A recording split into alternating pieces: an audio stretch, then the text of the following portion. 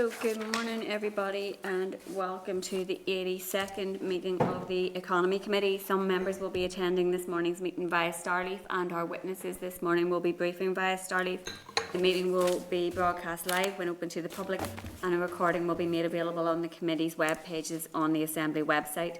The bill briefings will be Hansarded as per protocol, and just to remind members to mute their tablet devices when they aren't speaking. So moving on then to item number 1, which is apologies.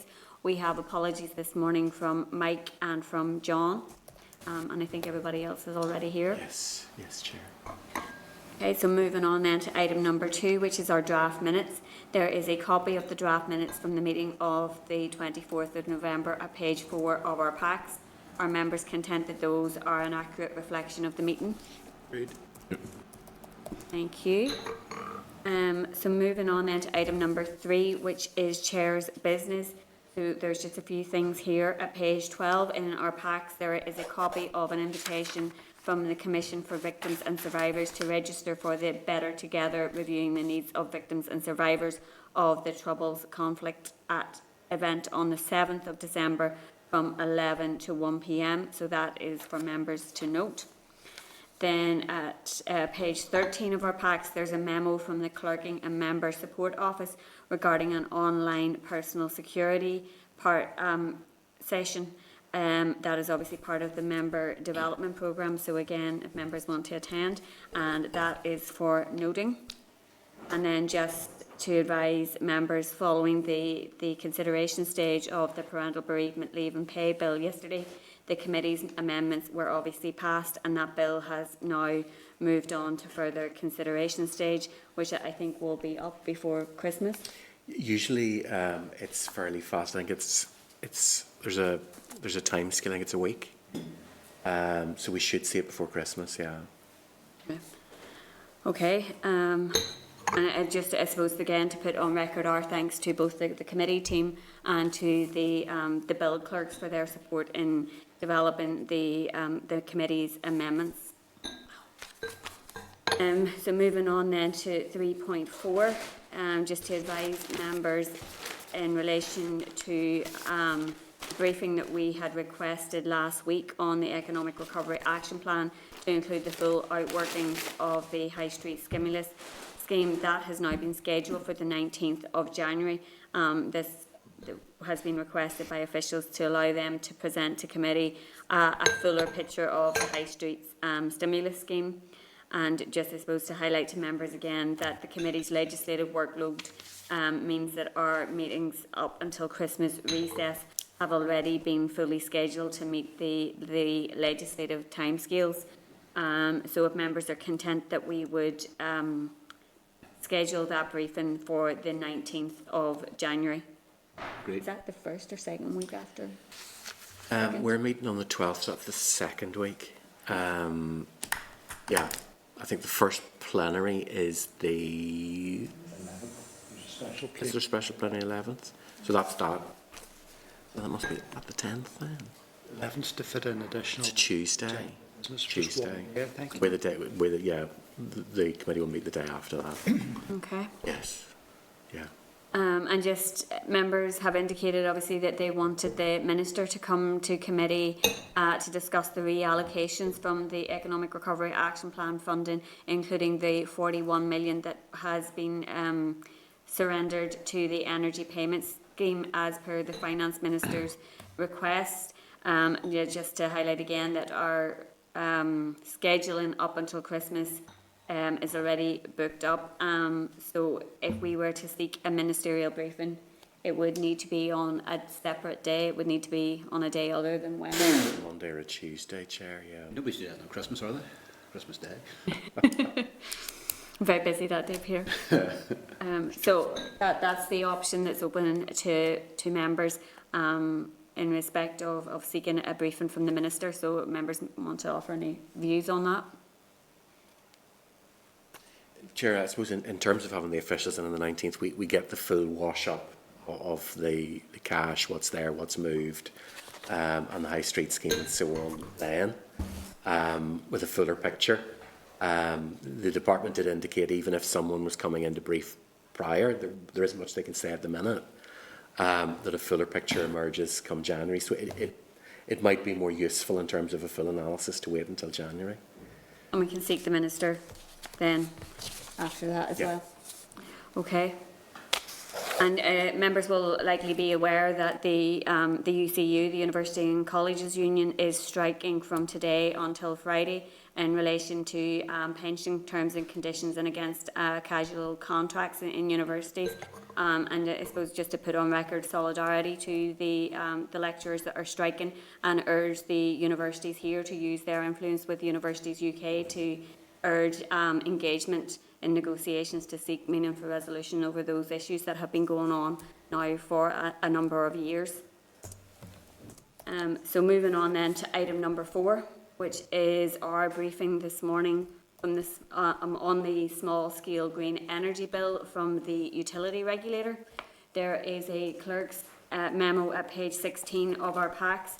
There is a response from the Utility Regulator at page 19 of our packs, and then a response again at page 4 of table papers. And if we could just ask Tom to bring into the spotlight John French, who is Chief Executive of the Utility Regulator, and Kevin Shields, who is Director of Retail and Customer Protection at the Utility Regulator.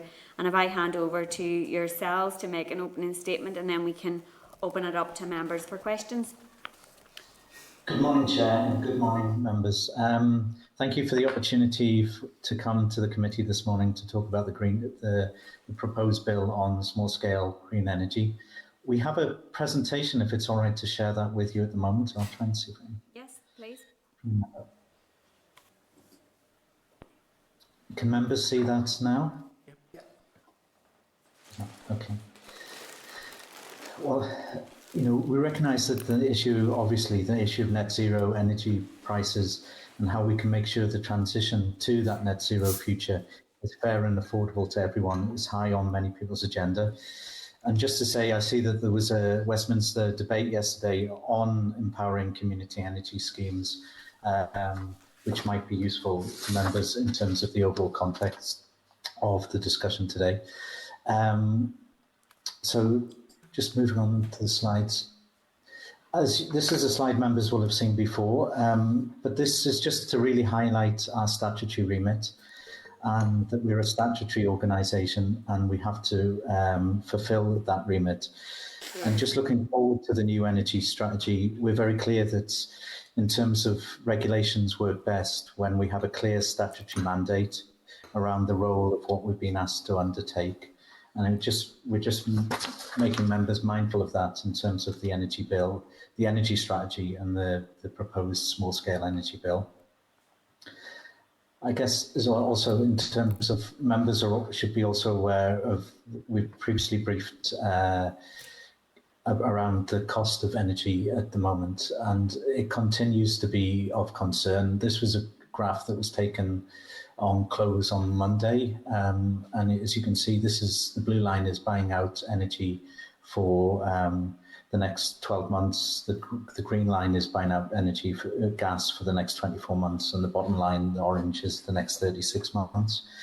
And as you can see, gas prices, as I previously highlighted to members, are normally in around the 40 to 60 pence range historically.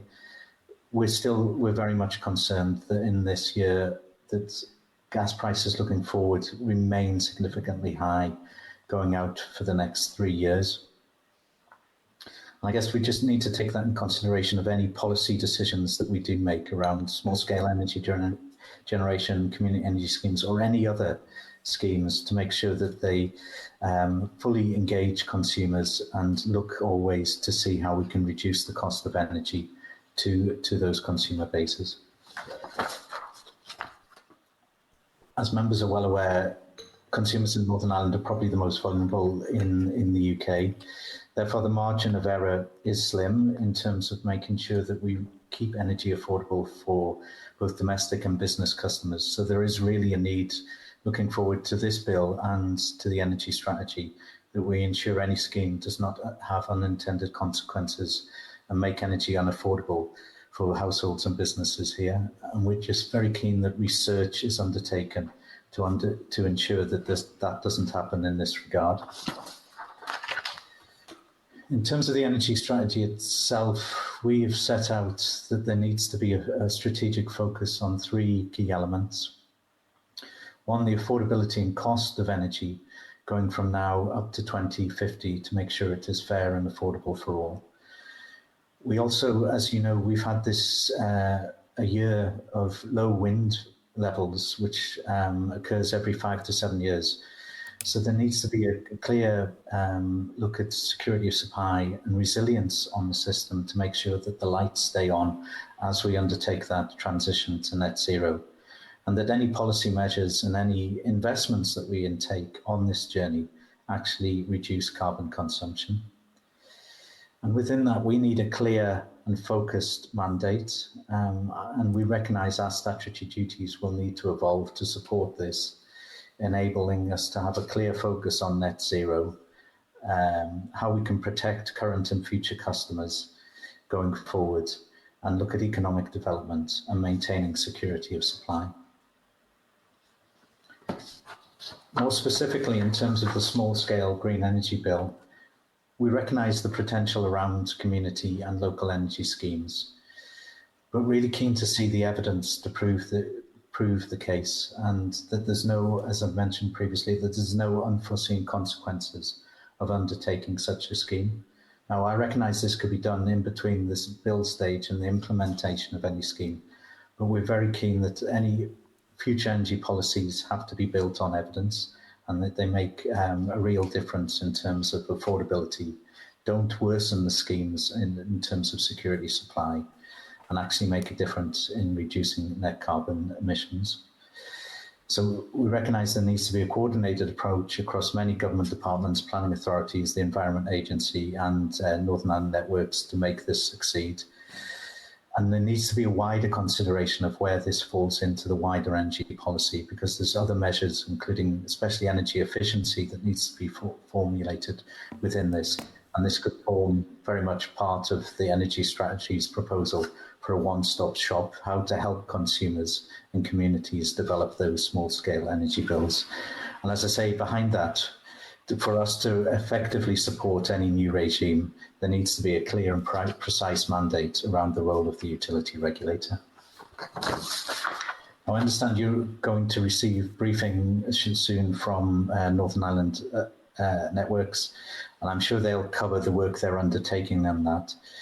But there is, as you've seen from your evidence that you've received from Power NI, there is already activity around in this area, with 10,000 customers already providing electricity through micro-generation schemes here in Northern Ireland. One policy question that I think needs to be answered is around connection charges, and I know the committee has previously discussed this. But the current policy in Northern Ireland is that the benefactor pays. Other jurisdictions, like the Republic of Ireland, have decided to socialise the cost of connection across the whole consumer base. Both policy decisions are valid and logical, but there needs to be a policy agreement on the way forward and what is best for Northern Ireland and how we can support that.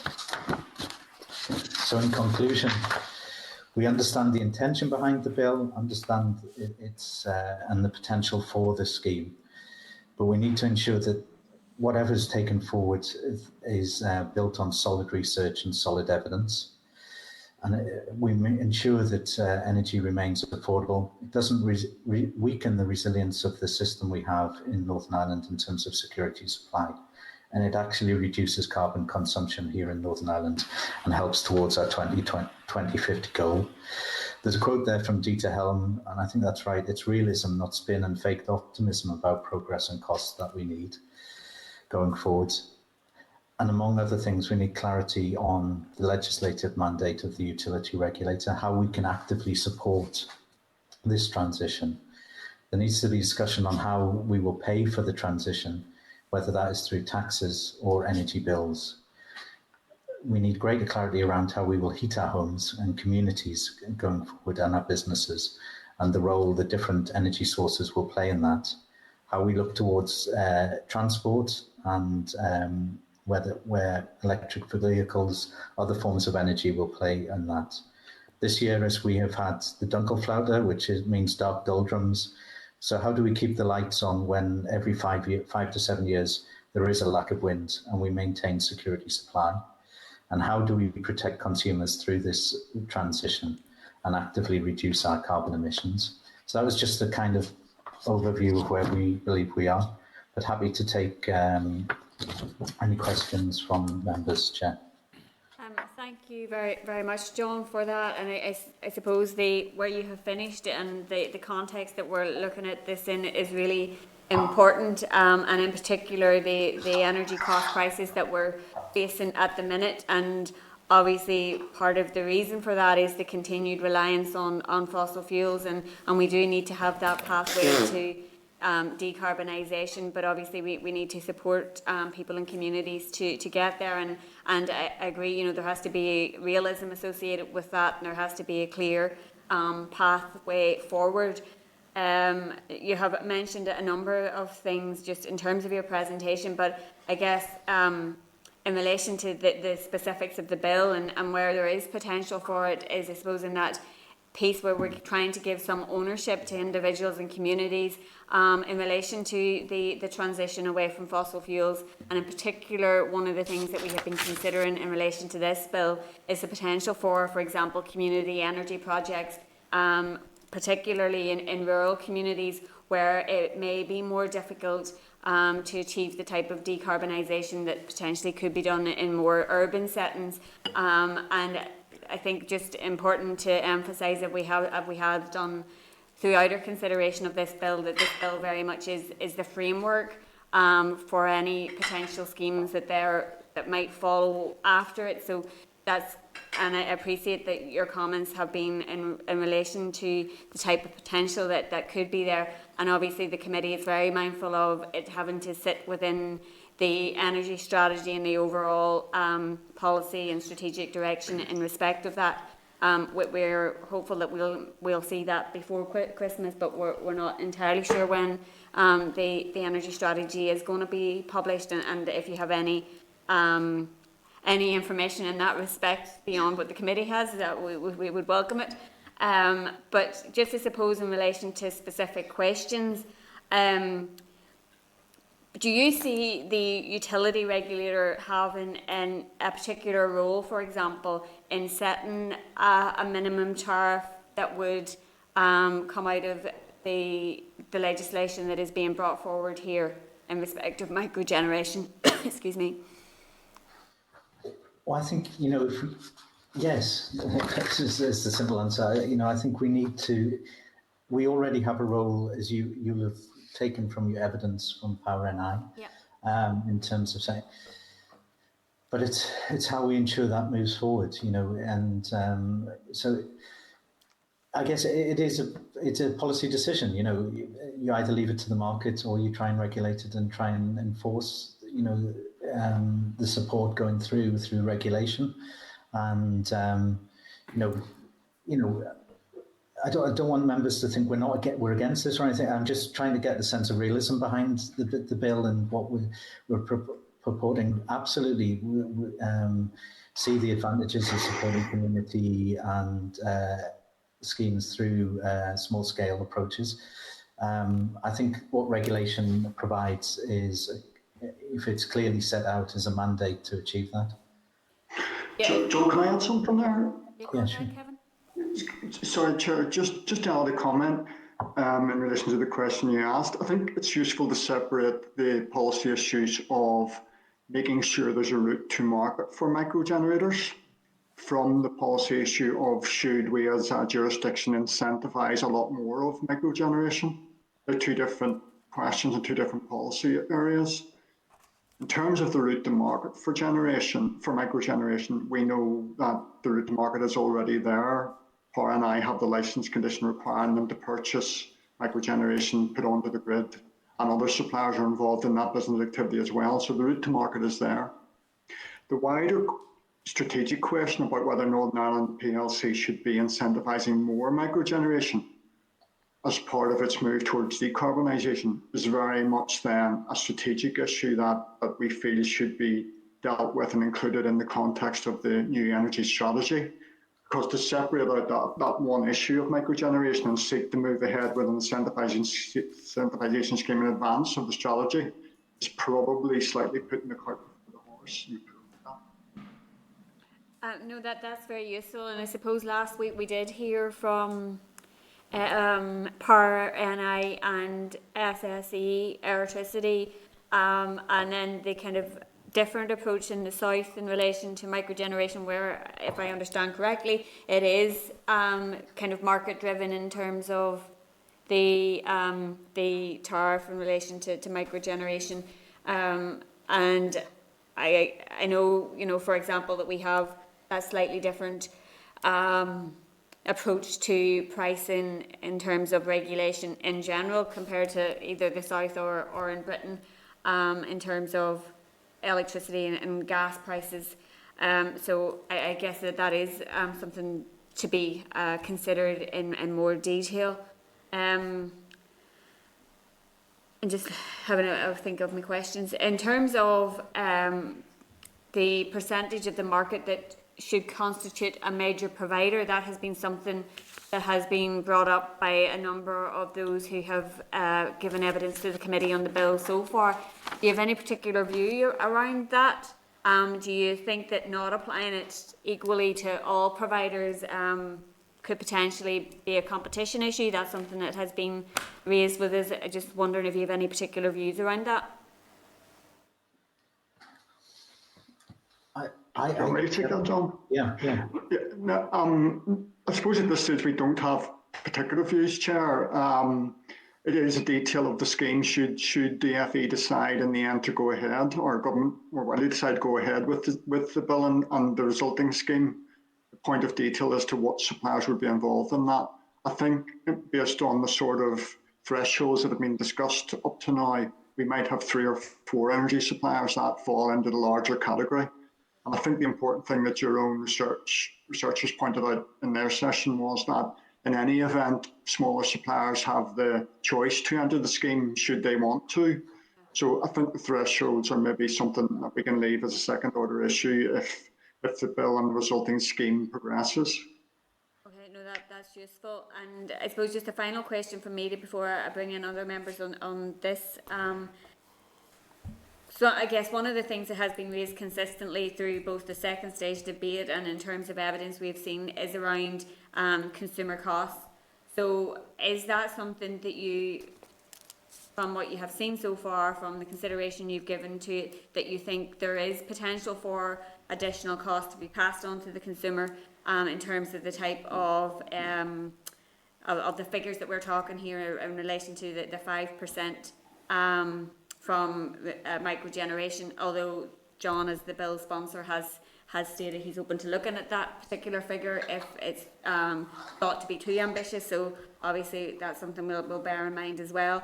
And taking on board the point, John, that you made in your opening presentation about the kind of broader considerations as to whether things are paid for via consumer bills or via general taxation, and obviously that's a separate question, I suppose, in terms of the energy strategy. But just in relation to that consumer cost piece, have you any particular concern around that? I think it's just more the unintended consequence in terms of whatever costs we're bringing forward to Northern Ireland consumers. As we've shown in the slide, we do have one of the most vulnerable areas, if not the most vulnerable area of the UK in terms of consumers. Now, there is consumers that can afford things, but there is a good number of consumers that can't. And it's just making sure that any additional costs that we bring into the system, whether it's around this bill or other energy measures in terms of the 2050 targets, that we don't unintentionally make energy more less affordable for consumers here. And it's just making sure that actually at the end of the day that there's no unintended consequences of the policies that have been set out. So it could really help, as you say, the rural communities. It could help certain communities, but it's the other consumers, the overall consumer base will have to pay one way or another for these costs, and it's how they're fairly attributed. John, can I add something, Chair, just very briefly? Any move to a higher level of renewables in the next 10, 20 years is going to require investment, whether it's in microgeneration, large-scale wind generation, greater biomass, all of that. Any move to larger proportion of renewables in the system is going to cost money. And everyone recognises that. The department have recognised it in their strategy consultations. The Climate Change Committee have recognised that in their reports on Northern Ireland. I think in the light of the cost environment we have in Northern Ireland, what you really want to do is make sure you minimise the costs of that transition to decarbonisation. That's fundamental, and it's one of the fundamental points we've been making to the department in terms of the strategy, how to minimise the costs of that transition.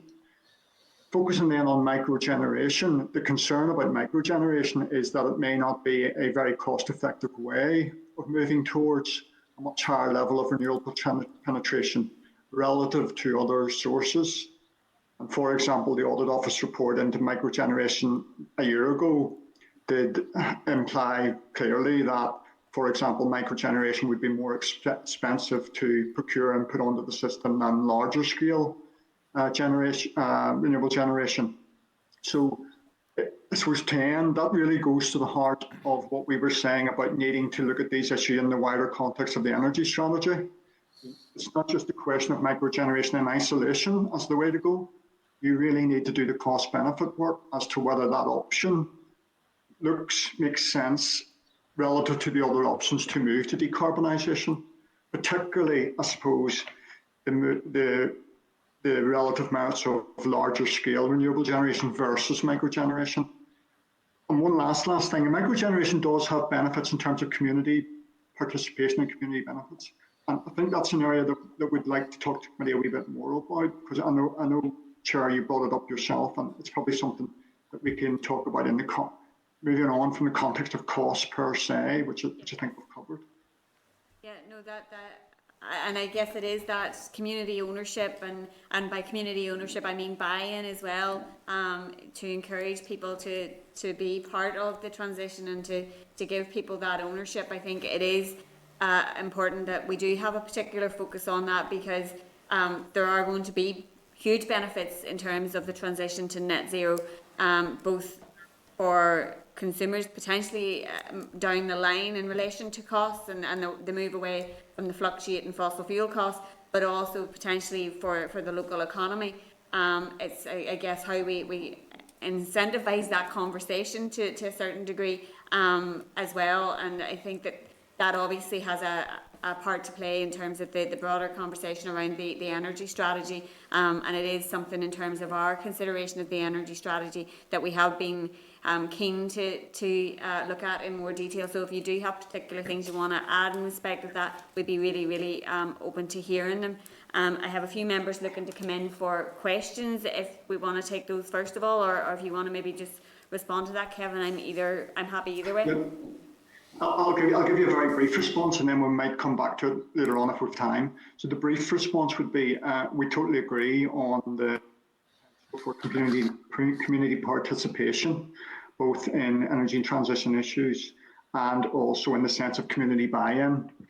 Community buy-in is going to be really important in the energy transition, because there is going to be an awful lot more renewables, and also individuals and communities are going to have to transform the way they use the energy system. Community buy-in is going to be key.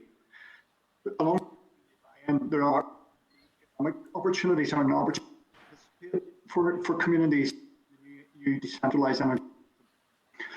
One of the areas that we've already been exploring with the department and urging them to do more work on is in the area of what's called citizens' energy communities and active consumers. And that's really pieces of work that look at how individual consumers can group up their energy activities, whether it's self-generation, self-storage, selling back to the grid, and develop new ways by which communities, either at the individual level or as groups of consumers within communities, can participate in the energy system.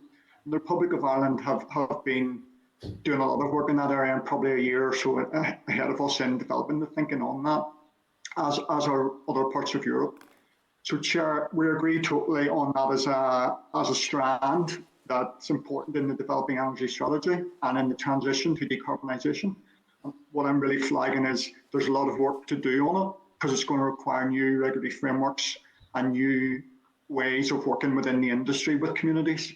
And we've been pressing the department to start to work on that as a result of the energy strategy. And they do, to be fair to them, have it in there in the drafts that we have seen. It's a long, short answer, Chair. Sorry. No, that's really, really helpful. And I guess the fact that maybe the South is a bit ahead, and there are other examples across Europe that, you know, there's potential there for to learn from those experiences and potential best practice that there is elsewhere to inform our own energy strategy and any, I guess, schemes or programmes coming out of it. So no, that is really useful, and maybe other members will want to pick up on it as well. I have Keith coming in first. Okay, thanks, Chair. Thanks, Kevin and John. And every question I wrote down, he's just picked them up, most of them. But anyway, I want to just follow up on what the Chair referred to on your role, John, as a regulator. Do you have any role currently on those? I think you talked about 10,000 customers. Have you any role within, e.g., per NI or provider and actual consumer to protect the the provider of a solar panel electricity? Have you any overviewing or control over that to protect those people at all? In terms of, just making sure I've got the question right, in terms of power NI or the actual person who buys the solar panels? For example, there's 100 people with solar panels providing power to power NI. Do you protect them in any way, or is that purely a commercial bit between Power NI and that person? Or that? Yeah, it's commercial between Power NI and that person. Now, if they wanted to complain about the process, you know, there's routes between ourselves and the Consumer Council to take that forward. But that is a commercial arrangement with the consumer and Power NI in that So you instance. have no regulation at all, John, over that process at all? So John, can I just add one thing? Can I add one thing maybe to help? One of the price protection we give microgenerators is that we have a regulated price that Power NI must pay people who are what they call spilling microgeneration onto the grid. In other words, the generation they don't use themselves, typically about half of their generation, they then spill onto the grid. And going back years, Power NI have had a license condition requiring them to offer a price for that energy that's spilled back onto the grid, and we regulate that price. Okay. So that's a price protection in the sense of they get a fair price for the energy they're spilling back onto the grid. Beyond price, we do have other types of protection. John talked about complaints handling. I suppose more widely, we have no direct role in other forms of protection for microgenerators that I'm aware of, other than price and complaints that we've talked about. And Kevin, has there been any time or examples that you've had to step in as the regulator and to the electricity provider and say, no, that price is not good enough, you're paying them? Have you had to do that at any stage? Well, remember the price that we require Power NI to pay is a regulated price. They have no choice but to do it, and it's reviewed annually. So we don't have to step in, if you like, because they have to give that price to microgenerators. There are other suppliers in the market who also compete with Power NI, if I can put it like that, to offer a price for microgenerators spilling onto the grid. We don't regulate their prices because we don't need to. They're in competition with the regulated Power NI price. So we haven't had to step in because we regulate the basic price Power NI have, and then there's competition. If other suppliers want to beat that and offer more than Power NI, they can. And indeed, there are other suppliers in the market doing that. Okay, and then another just a question or two, if you may, Chair. In John's bill, or the bill sponsor refers to this 50 kilowatt as a maximum. Explain to me how that's going to work. That you're going to export 50 kilowatt, from a domestic property with solar panels or whatever method of microgeneration, or how you do that in a community setting. Because if it's a maximum of 50 kilowatt, that's not a lot to export. So how is this going to happen in a small village? Give me the physics. How's that going to happen? You're asking a question about, if you don't mind me saying, you're asking a crystal ball question about that piece of work I talked about how we're going to organise community energy systems. And there is a lot of work to do, Chris, you're right. There's an engineering piece about how that happens, but there's very much a commercial piece also about how you group the activities of individual households or an estate or whatever, and allow them to use the combined value of their demand or their microgeneration as an asset to increase their bargaining power and sell their services to the grid in a decentralised way. It is very much the aspiration of energy markets across Europe to move to systems that can do that as a way of incentivising communities to get involved in the energy transition. As I said, the Republic of Ireland have been consulting on this, thinking about it, and are probably a year, 18 months ahead of us on it. We haven't started in Northern Ireland yet. As with many things, it's one of the things that's part of but tied up within the new energy strategy. So I can't give you the answer. All I can give you is that it's a known unknown, and there's work to do on that. Yeah, and what's your understanding of this bill in regard to the 50 kilowatt figure? You know, is 50 kilowatt the right figure? And, you know, it says here under that section 5A, referring to, we're assuming, or I'm assuming that 50 kilowatt is with the export figure, not with the, so let's say we're talking about a small village producing 50 kilowatt in totality, and using all of 50 kilowatt, that's not exported, that's used. So what's your understanding of the bill, based on that 50 kilowatt being the right figure, and is that purely the export figure, or the figure generated and some used? I don't know the answer to that. Sorry, I'm not in the detail of that. I'm maybe getting into the detail, to be fair, of the bill, but it's just about is the 50 kilowatt the right figure? I'm not saying it's the wrong figure, I'm just saying, is that the right figure for a community? And I appreciate you're talking about the crystal ball, Kevin. You know, that's probably, and another quote, you used the cart before the horse, and that's maybe where we're at with this. Not running the bill down, but maybe that's where we're at, a little bit of cart before the horse. But I think that, sorry, just to come in, I think that's where we need the analysis and the evidence going forward. You know, it's essential that this is right, you know, and it actively supports communities and, you know, meets the other targets that we set out around affordability, security, supply, and reducing carbon emissions. Okay, no, that's thank you, Kevin. That's all I have at the moment. Thanks, Chair. Thanks, Keith. Can we bring Claire into the spotlight, please? Thank you, Chair. Good morning, John. Good morning, Kevin. I suppose it's to pick up on a point that both Chair and Keith had made in relation to utility regulators' role, specific to this piece of legislation. Are you confident that you can have a role, or do you feel empowered by this legislation in terms of the role that the utility regulator should have or could have? And is there almost a suggestion here that we need to almost add this in to this bill to almost give you that explicit or statutory kind of, I suppose, backing or empowerment in terms of what you need to do? Well, as Kevin set out, there's certain things we've already been able to do around microgeneration, but I think going forward, we definitely need that clarity of what our role is within this. You know, we want to do our job properly, we want to do our job correctly, and, you know, there needs to be clarity around that role, and that then we're measured against that. So yes, I think, you know, that could be something that's added within both this and the energy strategy, further clarity around the role of the utility regulator. Okay, no, it's interesting, and I know this is a framework bill, and perhaps that's something that could happen afterwards. But I'm conscious, is that maybe something that we maybe as a committee need to look at in terms of trying to empower you to do the role that you feel that you need to have? In terms of the other point, even that Keith was making around the cart before the horse in this bill potentially progressing in the absence of an energy strategy, which, in fairness to John, you know, wasn't anticipated. Probably he had probably hoped that the energy strategy would be published before his bill became law. Is there something that we could do to ensure that we're not finding ourselves in that situation again? You know, could there be some sort of time clause? I'm not sure if that's even possible in terms of ensuring that we don't run ahead with one, you know, almost that the two are working in sync with one another. And do you think that would be useful so that it's not potentially having the effects that you're concerned about?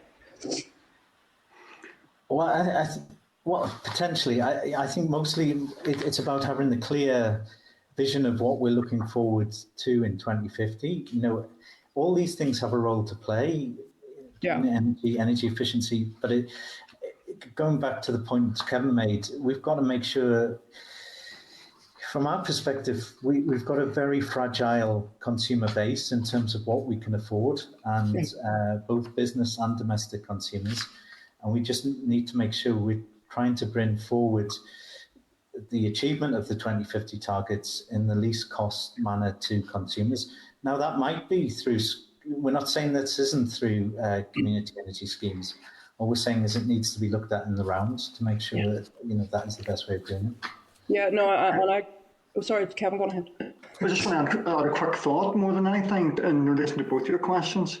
I think one of the key questions for the UR's FARAs, as we call them, our statutory duties, is going to be what the department decide to do in terms of changing our statutory duties to, in terms of decarbonisation, renewable energy, and that area, because our current statutory duties are decades old now.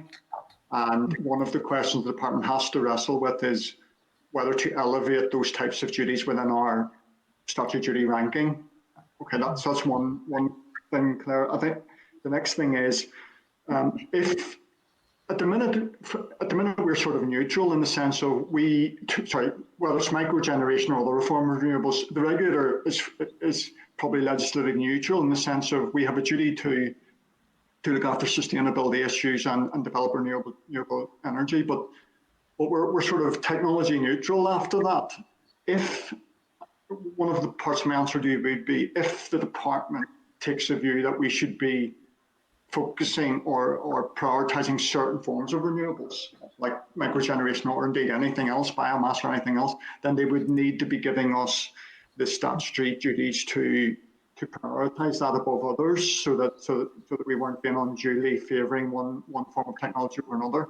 But ultimately, and the most important point is the one John reiterated, that it's all about costs, and really what we want to do is get the department clear.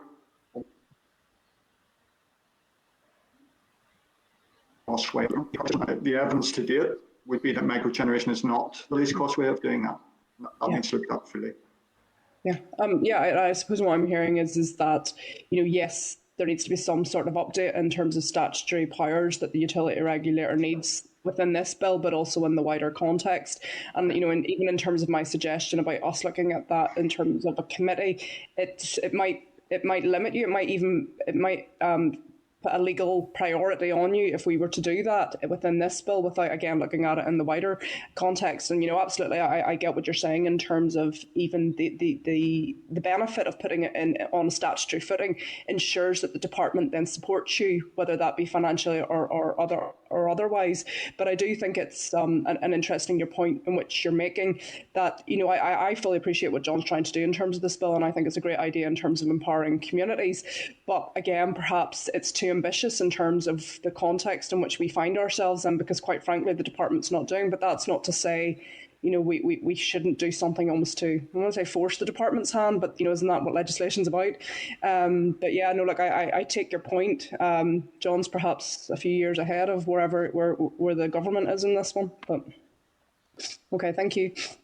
Thanks, Claire. And I suppose just to say on that particular point around the statutory duties of the utility regulator in the context of decarbonisation, that is something that we have consistently raised in terms of our consideration of the energy strategy and everything that we have been asking and putting to the department.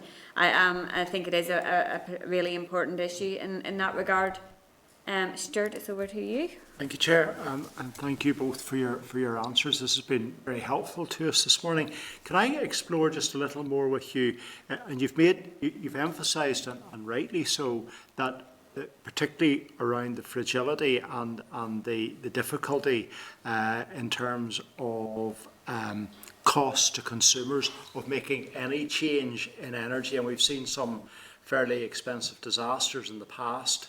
And we need to make sure that whatever we do going forward, and a lot of this is more around the energy strategy rather than this particular bill, we need to be very clear that cost to consumers either have to be held to a minimum, or indeed we need to start to be in a position to actually reduce cost to consumers when it comes to carbon neutral energy production.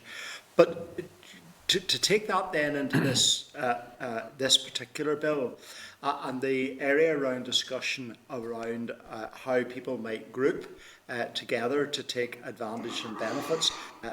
In a briefing last week, one of the areas of concern that we had expressed to us was the other side of the cost equation in respect of this, not so much the cost to consumer, but the inability of those people who might be in a position to provide the resource, in other words, a roof or a large field to provide a turbine, for example, but don't have the financial ability to deliver that themselves. And therefore, that's the ideal territory where you move into things like cooperatives and other group schemes. But a group scheme just doesn't have to be a village. I mean, it could be a group of interested people. You know, it could be a teachers' trade union cooperative, which everybody buys into. Micro energy production, and if the limit is 50 kilowatts, then you just break them up into groups of 50 kilowatts. There's lots of imaginative thinking that needs to be done out there in how all of this could be delivered, and we shouldn't just confine ourselves to a roof or a large space somewhere where people can do the micro generation. Obviously, the micro generation has to happen, and it has to be effective, and it has to be efficient. But it's taking that next step to ensure that it is cost effective, that it delivers value for money for people, and that everybody should have equal access to the benefits of it. Great. Part of the conversation we've been having with the department as they keep developing their strategy in relation to community energy schemes and active consumers has been on the issues around what administrative arrangements need put in place to help people develop business plans, to help groups develop business plans, what regulatory frameworks need put in place so they can then participate in the energy markets. And finally, and this is sort of one that was left very open in the discussions, was simply, do community energy schemes need incentivised? Or should they be left, if you like, to rise or fall on whether they are commercially viable or not? Now, that's very much a decision for government, not regulators, thankfully. But you're right, there are lots of work to do, and the work splits into administrative arrangements, regulatory arrangements, and then the key question of whether they need incentivised to get them off the ground, or whether they sort of stand and fall on their own merit, and that's a policy question for government.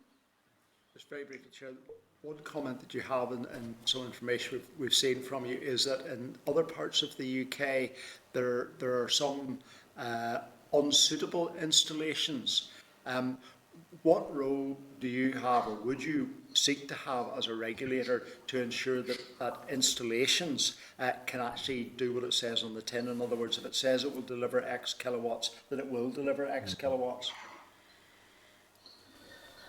Well, I think that's going back to setting out what the role of the utility regulator is within this. If that was what was decided for us to take forward, that we would take that forward. But I think it needs, this is all built around consumer confidence and making sure that what people pay for, they get in return. And I think, within the DFE energy strategy, there was the mention of the one-stop shop and how it would support consumers make the correct decisions, make the correct investment decisions within that. And I think there needs to be that wraparound support for consumers and business to make the right decisions and the most cost-effective decisions. And then there needs to be a support and complaints mechanism in place to help consumers if they don't get what they paid for. And that has to be robustly policed by an organisation like yourselves. Thank you, Chair. Thank you. Stuart, Peter? Thank you, gentlemen, for your presentation. A lot of the ground has been covered, but I suppose I just want to touch on two or three things briefly. Keith had asked earlier on about the 50 kilowatt sort of target, but specifically also within the bill, and I appreciate the proposer of the bill has indicated he's not, in a doctrinaire sense, tied in with a specific figure in that regard. But obviously there's then also the specific requirement of a 5% in terms of the micro-generation bit. I wonder, first of all, at this stage, are you in a position to comment on whether you think 5% is the right percentage bit, or whether you would see any adjustment or is that something, again, that is in the realms of where to say element of crystal ball gazing? I think that's where the research needs to be undertaken to make sure that is the right figure, and the same with everything. It needs to make sure that it adds up and it actually adds to what's been suggested in terms of the move to 2050. So I don't think we would have a firm position on whether 5% or 50 kilowatts is the right figure at this point in time, because there isn't. I don't think there is the evidence to robustly support it.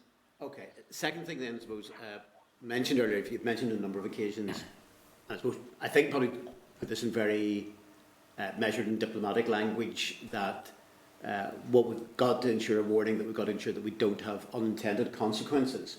But I suppose an unintended consequence is not quite the same as an unforeseen or unforeseeable consequence in that regard. And I suppose, again, if I can ask you maybe a comment of, is there a level of potential tension between what might be through microgeneration, we call it community benefit, with potentially consumer cost in terms of the wider side of things on it? Well, I think that's why we have to be very clear on what the policy aim of this bill or any other bill in terms of energy is. Energy policy has got a history of unintended consequences over the last 20 odd years, so I think we need to be very clear of what we're trying to attain. Is it to support communities? Well, you might take different policy decisions around that. Is it around empowering consumers to play their part in terms of the 2050 net zero targets?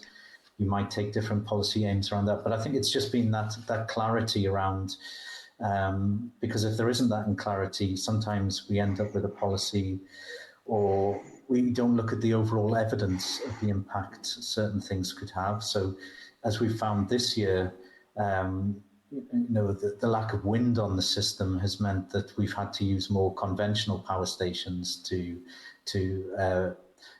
take the shortfall, and that's had cost implications. So, what does that mean in terms of community energy? In 5 to 7 years, if this windfall pattern is meant to occur, what does that mean in terms of community energy wind systems? Does that mean that there needs to be backup conventional power stations to support that? And I think it's just having that holistic picture to make sure that as we try to do possibly the right thing in one area, that it actually has the overall impact, that it doesn't increase consumers' bills unintentionally, and it doesn't reduce the security of supply, the likelihood of blackouts within Northern Ireland, and it actually does make a difference in terms of carbon emissions. I suppose ultimately then to summarise, and this is maybe perhaps a little bit more of a comment directly than a question.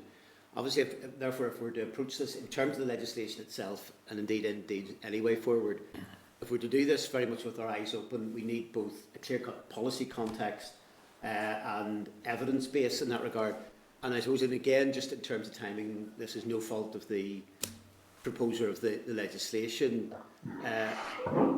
If I'm reading you correctly at this stage, and hopefully we'll have a much clearer picture relatively soon, to some extent the bill itself is potentially a particular piece of the jigsaw, but whether or not that piece is configured right to fit in with the jigsaw, until we see the rest of the jigsaw through that clear-cut energy policy context, we won't quite know whether or not legislation is exactly in terms of detail fit for purpose, or indeed we'd need some level of adjustments to it.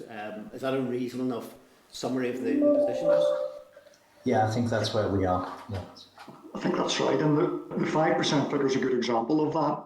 Really, from an optimal point of view, what you would want is your 5% figure to be the result of having done that work, a clear view that microgeneration needed to be part of the mix, and that 5% required purchasing by suppliers was the mechanism by which we were going to ensure microgeneration was at the right level in that mix. But you would want the 5% to be the outcome of that work, rather than the initial stab in advance of the strategy. So again, through no fault of the proposer of the legislation, there's a little bit now. Some of this is a little bit cart before the horse until we really see what's there in terms of the wider context of the energy policy. Thank you, Chair. Thanks, Peter. I don't have anybody else coming in for questions, and I suppose just since we have you here, and in the current context of rising costs and everything else. Is there anything I suppose you want to add to us in respect of that beyond what you have previously informed the committee around, the rising costs, the kind of general outlook, and even I suppose in terms of your presentation today, where you showed the presentation of what looks like what the forecast going forward over the next 3 years is, in terms of where maybe that all fits in with the energy strategy work. And obviously the Communities Minister announced yesterday at question time her plans, I suppose, in bringing forward an energy support payment. And I know that's something that you have been involved in with both departments and the Consumer Council in terms of proposals around that. Just if there's anything, I guess, additional to any of that. No, thanks, Chair. As I showed you on that graph, prices unfortunately aren't weakening. They've come down from the £4.07 mark that occurred in the first week of October. But still, closed last night, it was £2.40. And as we showed you on those forward curves out for 36 months, it doesn't get down to the normal levels of 40 to 60 pence. So there is real concerns going forward, and you're starting to see that more in other European countries and in the GB press as well. So it is a global issue, and it's good that thankful for the community ministers bringing forward that package for this winter. But I think it begs a larger question. If this isn't a blip. Looks. All things being equal, if Russia doesn't increase the flows into Europe, and some of the recent increases have been because Gazprom have decided not to take on future contracts, and we've had the cold winter spell. But I think we need to have a discussion. There is a policy discussion in the wider energy policy context of what that looks like. As some of the commentators are starting to say, this is a resetting of energy prices going forward, or are we, potentially going to see them go back to the days where they were 40 to 60 pence? So I think both need a policy discussion, and I think we need to look at how we're going to support consumers and business in Northern Ireland going forward over these next 36 months at least. Well, no, look, that's helpful to us, and obviously we are waiting to see what the energy strategy brings, and then I suppose we can have a further conversation from the outworkings of all of that at that point, and as you say, kind of strategic and policy framework that we'll be working within at that stage. So look, thanks very much for being with us this morning and for your input in relation to the bill. It has been really helpful to us, and I'm sure we'll see you soon enough as well. Well, thanks, Chair. Thanks, committee members. Thank you. Thanks. Witnesses are here. Okay. Okay, so will we just move straight on then? Yeah. Item number 5 then is our briefing on the small-scale green energy bill from NIE Networks. There is a clerk's memo at page 23 of our packs. There is a response from NIE Networks on the bill at page 26. There is a briefing from, there is the Hansard from the Power NI briefing from last week at page 29 of our packs. And if we could bring into the spotlight, please, Ronan McKeown, who is Customer and Market Service Director at NIE Networks, and Sinead Ferris, who is Network Connections Manager at NIE Networks. And if I hand over to yourselves to make an opening statement, and then we can bring members in for questions. Good morning, everyone, and thank you, Chair. Hopefully you can all hear me okay. You can, yep. I'd like to thank you firstly for giving us the opportunity to speak with you in the committee this morning about the small-scale green energy bill. As I'm sure you're aware, NI Networks is the owner of the electricity transmission and distribution network in Northern Ireland, and we transport electricity across 895,000 customers, including homes, businesses and farms. Our role really is to maintain and extend the electricity infrastructure within Northern Ireland, connect customers to the network, and ensure that all our equipment is safe and reliable. We also provide electricity meters and metering data to suppliers and market operators, and for the avoidance of any doubt, we don't sell electricity to consumers. We commend the Green Energy Bill for bringing about a high level of engagement and discussion around key areas that need to be addressed to meet the challenging target of at least 70% of electricity to be consumed from renewables by 2030, as has been outlined in the Energy Strategy consultation. This is going to be a challenging target and will require extensive whole system thinking and analysis, including the roles of both the transmission and distribution networks. We should also consider the economic factors surrounding development of renewable electricity projects at all scales, whether it's large scale, small scale, or micro generation, ensuring that we can deliver a just energy transition and that the most vulnerable in society are not left behind. As you'll be aware, Northern Ireland's surpassed the previous renewable energy targets of 40% of demand from renewables by 2020. The most recent figures that we have for the 12-month period from June 2020 to July 2021 show that 45.4% of our energy consumption was met from renewable sources in Northern Ireland. Currently, these statistics don't actually include microgeneration that's exported into the distribution network, and therefore that represents a minimum figure. Any networks would stress the need for a robust, holistic analysis to determine the most cost-effective way of achieving the renewable energy target for 2030, being mindful that going forward we'll have a dependency in other sectors such as heat and transport as we electrify these and our road to decarbonisation. Small-scale and microgeneration have proven popular choices for certain customers in Northern Ireland and have contributed to the overall decarbonisation pathway so far. The previous energy strategy and the launch of the Northern Ireland Renewable Obligation Certificates, otherwise known as ROCs, resulted in the development of nearly 1,300 megawatts of large-scale renewable generation, 321 megawatts of small-scale generation, and 86 megawatts of micro-scale generation in Northern Ireland. And 93% of all those connections are at distribution level. So there's a number of considerations, I suppose, when introducing such legislation. However, I'd like to draw the committee's attention to three key areas: smart metering, connection charging arrangements, and customer behaviours. I've read how one of the aims of the bill here is to democratise energy. And I suppose for me, from a strategic perspective, the ultimate democratiser will be the introduction of smart metering, where customers can avail of dynamic tariffs and be rewarded for the flexibility and services that they provide to the system. Northern Ireland at the minute is an outlier when compared to GB and ROI, both who have smart metering programmes in place.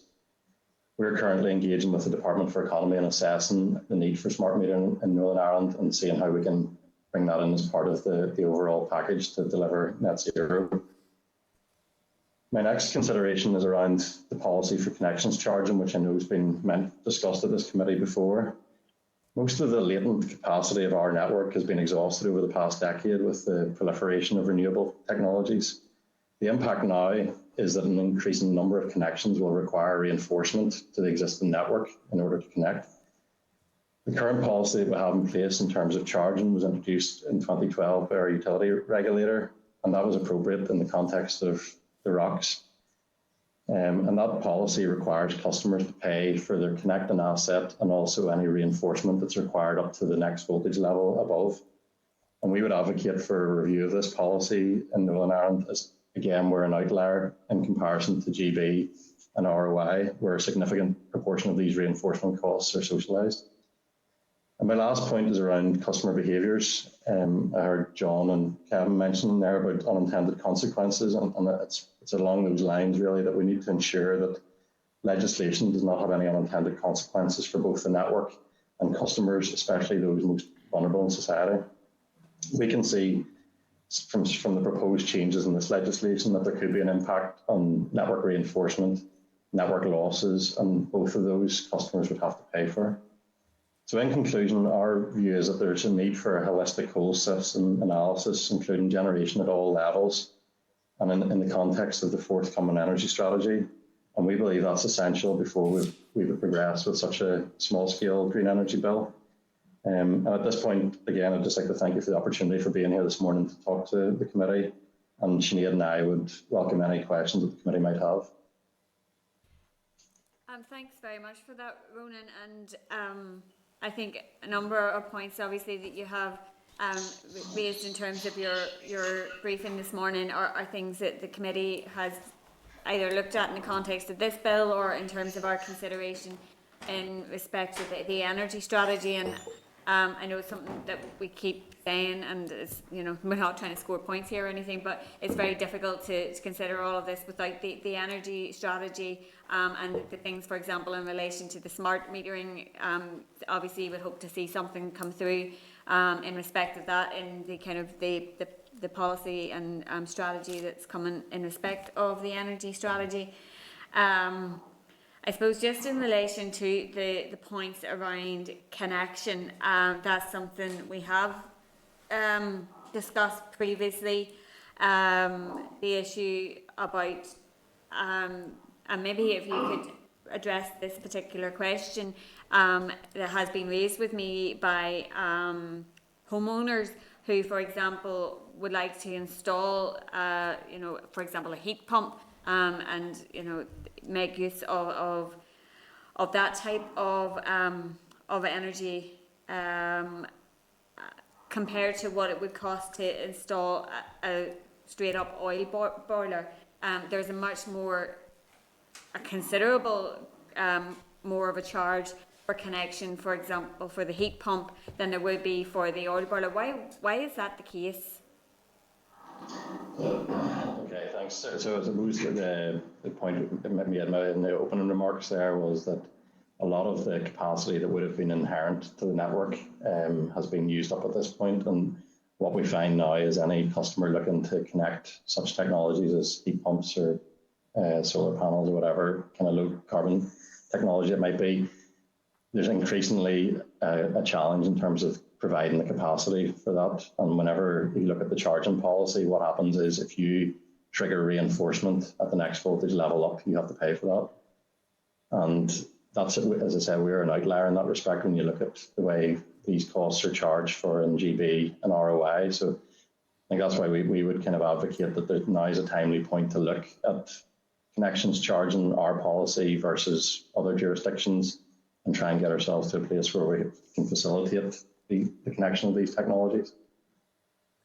Okay, because I suppose it just seems like a bit of a contradiction if we're trying to encourage people to move away from fossil fuels, but we're charging them considerably more to put in low carbon technology. And I guess what is the responsibility of NIE as a company in terms of the infrastructure that is in place that sits alongside then the responsibility of DFE and other bodies that from a government perspective, like what is that breakdown even as it stands currently in relation to who pays for the reinforcement costs, and can you give I guess the comparative examples then in the south or in Britain or elsewhere across Europe that the different models are applied? Yeah, so to me, this is purely a policy decision. It's not within any network's gift to change the way we charge. It would have to be consulted upon. Prior to 2012, 40% of all the connection costs in Northern Ireland was subsidised. In ROI at the minute, customers get 50% of their costs subsidised. And in GB, they have an apportionment method where you pay for the part of the reinforcement that you're going to use as part of your connection. So a substantial part of their costs are socialised. Interestingly, Ofgem and GB have been consulting on this, and they have a minded to position to move to socialising all reinforcement costs for connecting customers. So you would only pay for your connecting assets, which would dramatically reduce the cost of connection for a lot of these low carbon technologies. So what is the situation here currently? You said it was 40% subsidised prior to 2012. What is it? Well, it's basically 100% for your connection costs now and any reinforcement that's required at the next voltage level up. Okay. Thank you. So in fact, it's nearly 100% in most cases. Yeah. I know, like I say, I just have been given some, specific examples recently of homeowners who have been genuinely considering putting in renewable technology and then get the quote, and it's staggering in comparison to what it would be to put in, for example, an oil burner or whatever else. So, and to me, as I say, I think that's just a contradiction, and clearly it is something that needs to be looked at in the broader context of the energy strategy. And I think it is particularly interesting that Ofgem, our consultants, and maybe that's something we want to look at in terms of our consideration of this. And I guess just in relation to the briefing as well, and the written submission, and you said there should be a particular focus on self-consumption rather than export in relation to microgeneration.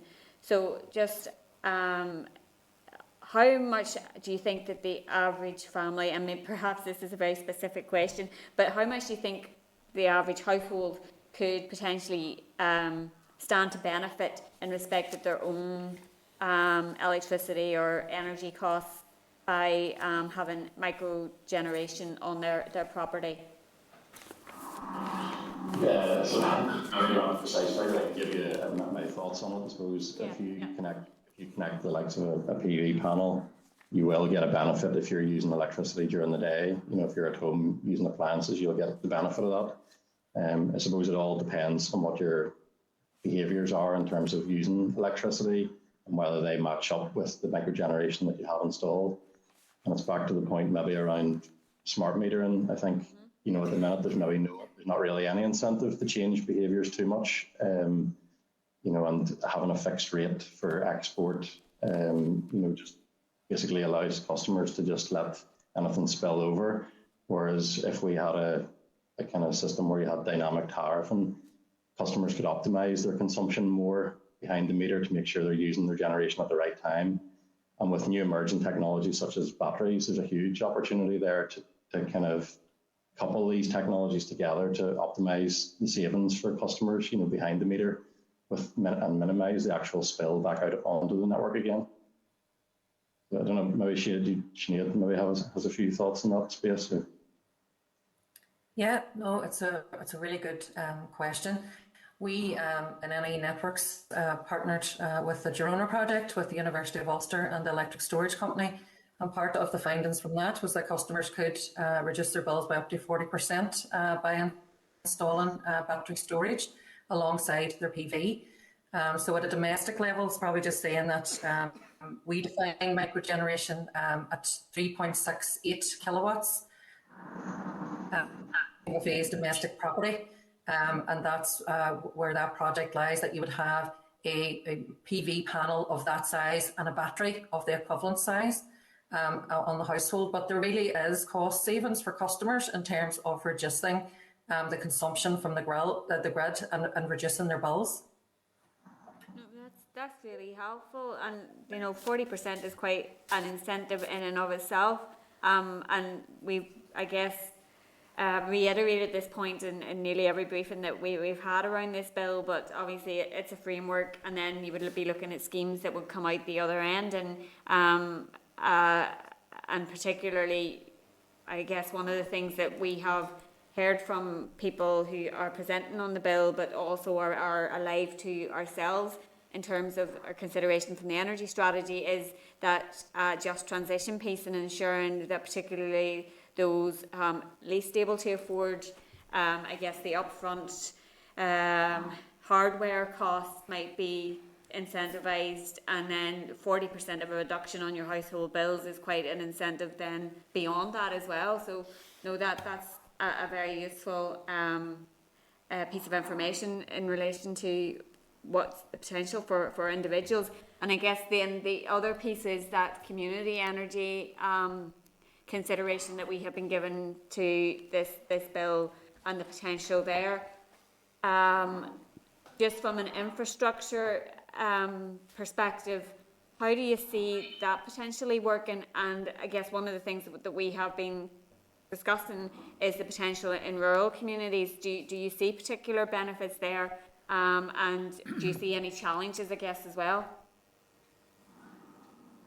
Yeah, so like I said, the challenge with some of the stuff, if you look beyond what we would classify as microgeneration and maybe look into that 4 to 50 kilowatt bracket, There will be challenges in connecting that, especially in rural areas. It tends to be where the network is probably weakest, and therefore to accommodate some of those technologies at the minute, we have to bring in more copper to kind of accommodate that.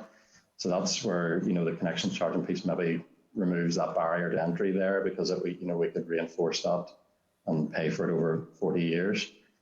The other interesting piece is there's a lot of emerging technology out there, and at the minute we don't have visibility down to those low voltages. But if we could get visibility either through smart meters or more advanced sensor technology, there's maybe ways that we can actually control how much copper we have to put in and minimise the impact there on connecting customers. That's very useful. Food for thought for us in respect of that. Peter, maybe something we want to pick up with the department around the smart metering. That's all from me for now. Keith, you're up next. Okay, thank you, Chair. Thanks, Sinead and Ronan. My question sort of follows on again from the Chair in regard to reinforcement of the network.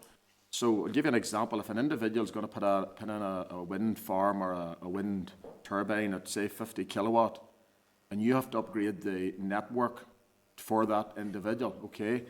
And that individual then reduces to a 10 kilowatt wind turbine, for example. Can that individual who's paying 100% of that reinforcement to your network, can they hold that by paying a maximum capacity charge? Do you still do that? That individual then holds that maximum capacity for himself, so in the future he could put or she could put another 4 turbines on. So effectively, if he pays 100% to upgrade the line to his property, but only then doesn't use all that, can he still pay that figure, like a sort of a holding charge at I used to think we've called it a maximum demand capacity charge, that you can hold that capacity for yourself? Is that still available to do? Sinead, do you remember one? Yeah, I'll take that on. So when customers install generation, they enter into a connection agreement with Northern Ireland Electricity Networks, and that agreement will be for a specified size and type of generator. So we have introduced an MIC charging policy. It's available on our website, whereby customers will end up paying for what they have. So if they're not using the capacity, they could still end up paying for it. So in terms of the customer in question, it would be them weighing up the cost of paying for capacity that they're not using versus holding it. The other consideration in that is that the agreement with us is for a specific generator. And so if there was a change in terms of what was going to be installed at the site, they would need to be contacting us to enter into a new connection agreement with us on that. Does that answer your question? It does. So, Sinead, the agreement based on the size of the generating equipment is relevant. Obviously, then you could, if that was upgraded and they changed, you could do that upgrade to some local neighbour, for example. You could provide that supply to them. Yes? Yes, I think once there's connection agreements in place with NIE networks, the customer has certainty that they can install that generation on site. If the customer wants to change the generation mix on site, we ask them they have to basically come to us and explain to us what they're doing. So once they enter into a new connection agreement, if there's less capacity that they're using, that would be available to other customers. It wouldn't be that they could hold it. Unless they continue to have the agreement for the bigger generator and are willing to pay for that. Okay, fair enough. Okay, and then we're talking about the terminology of socialise. So obviously they're paying 100% currently. If that was reduced to the 40% prior to 2012, who actually pays for that? Whenever you talk about socialise, is that just distributed across all the network, or what way does that actually work in pounds and pence? Who pays for that? So, it's a good question. So anything that's socialised would be added on to our regulated asset base, which is depreciated over 40 years. So in effect, everyone's bill would pick up a component of that. But to give you, I suppose, to put it in perspective, in terms of overall reinforcement costs, I think in the last year or so, it's in around £5 million, which over a 40-year lifetime across 900,000 odd customers is, you wouldn't really notice it on your bill. It'd be in the pennies probably. So ultimately, everybody pays a little for the benefit of a few, and I don't mean that in the wrong sense. So, when has that been reviewed again? You know, and what's the process to get that done? If that was, you know, needed to be changed. So at the minute, there's no plans for it to be reviewed. We've highlighted it as part of our response to the energy strategy consultation, and we've been doing a bit of work ourselves to develop analysis to share with our utility regulator to try and justify, you know, the need for consulting on this, because we're seeing it from customers at the minute who want to do the right thing and are wanting to connect the right low carbon technologies. And we can see that there's a barrier to entry there at the minute, and so that's why we've kind of flagged it as an important consideration as part of the overall energy strategy. Okay, and one just final question, if I may. Sinead, you referred earlier there about the solar panels, for example, on a roof with the battery storage, which are going to reduce by 40%.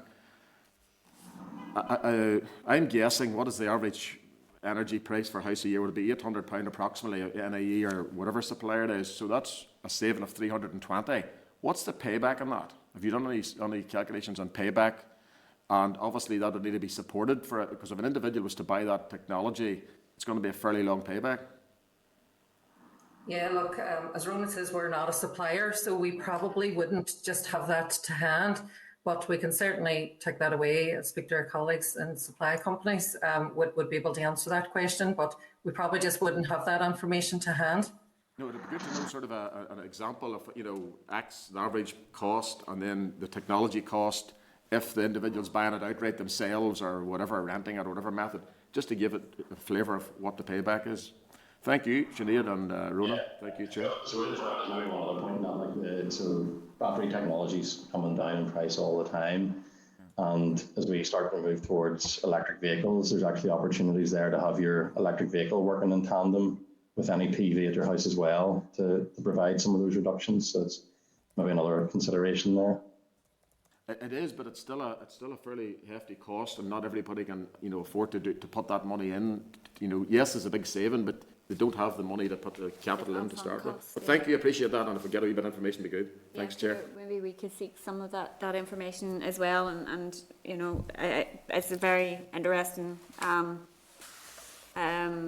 potential there, and particularly in relation to the electric vehicles. Obviously, there are high costs associated with electric vehicles as well, but you know, as part of the kind of bigger picture, it is really useful. Maybe I just ask, have you modelled at all the cost of reinforcing the network to what we need to meet our renewable target, which I understand is 70% by 2030 as it stands, outside of the energy strategy being published, but potentially could be more or you know, more ambitious than that. Have you done any work around what would be required in terms of the investment? I know you said it was 5 million last year, but what would be needed? And just to put it in the context of then the kind of charges that would need to be socialised if that was a policy that was to be pursued. Yeah, it's good. I suppose there's a lot of variables. You know, it all depends on where these connections are, because, you know, that triggers every part of the network will have different needs in terms of reinforcement. And I suppose we haven't got into granular detail in terms of modelling that, and that's something we think that is a next step for us, is to try and see how do we start to allocate figures to this so we truly understand what we're looking at. But even if it was a multiple of, say, 5 times what we're paying at the minute in terms of reinforcement costs, it would still be insignificant in the overall you know, energy bill. Our charges on the electricity bill are roughly around 20% of the electricity bill. And it would be, you know, of that 20%, then it would be less than 1%. So it's quite small impact in terms of tariff impacts, we believe, anyway. Okay. And the other side of that, maybe there's another dynamic to that, is that as you connect more technologies and bring more of these connections onto the network, you're actually increasing overall demand. So there might even be a case where the increased demand offsets the additional network costs as well. Okay, thanks for that, Stuart. Thank you, Chair. Why have you not kept pace with the requirements to upgrade and update the network across Northern Ireland?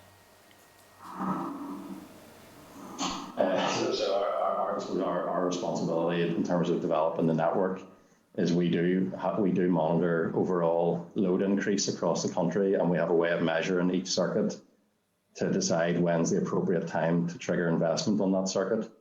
So it's based on largely a 1% per annum growth profile across the country, and what we're looking into now as you electrify heat and transport is going to be significant growth compared to that. So we will see an increase in pressure on ourselves to reinforce the network across the country. But we are totally in line with the rest of GB in terms of how we assess the network and when we trigger the appropriate investment in the network. But would it not be fair to suggest that the network in Northern Ireland is substantially less robust than it is in other parts of the UK, and that you're actually starting from a lower starting point than the rest of the UK in terms of investment in the network? I mean, recently I had a briefing in my constituency about an upgrade which you're doing in East Antrim, a substantial upgrade of the network with pylons and things like that. The comment was made that effectively that system hadn't been upgraded since the late 1940s. Yeah, so like the asset lifetime for a lot of our transmission assets would easily be in the kind of 60 to 80 or even 100-year bracket. You know, it just depends on the condition whenever we decide to refurbish them. But in terms of the capacity, I suppose one of the challenges in Northern Ireland is it is a very rural network, and compared to our counterparts in GB, you know, it's more densely populated, and therefore, as you know, over time has driven more investment in terms of overall capacity than what we have here in Northern Ireland.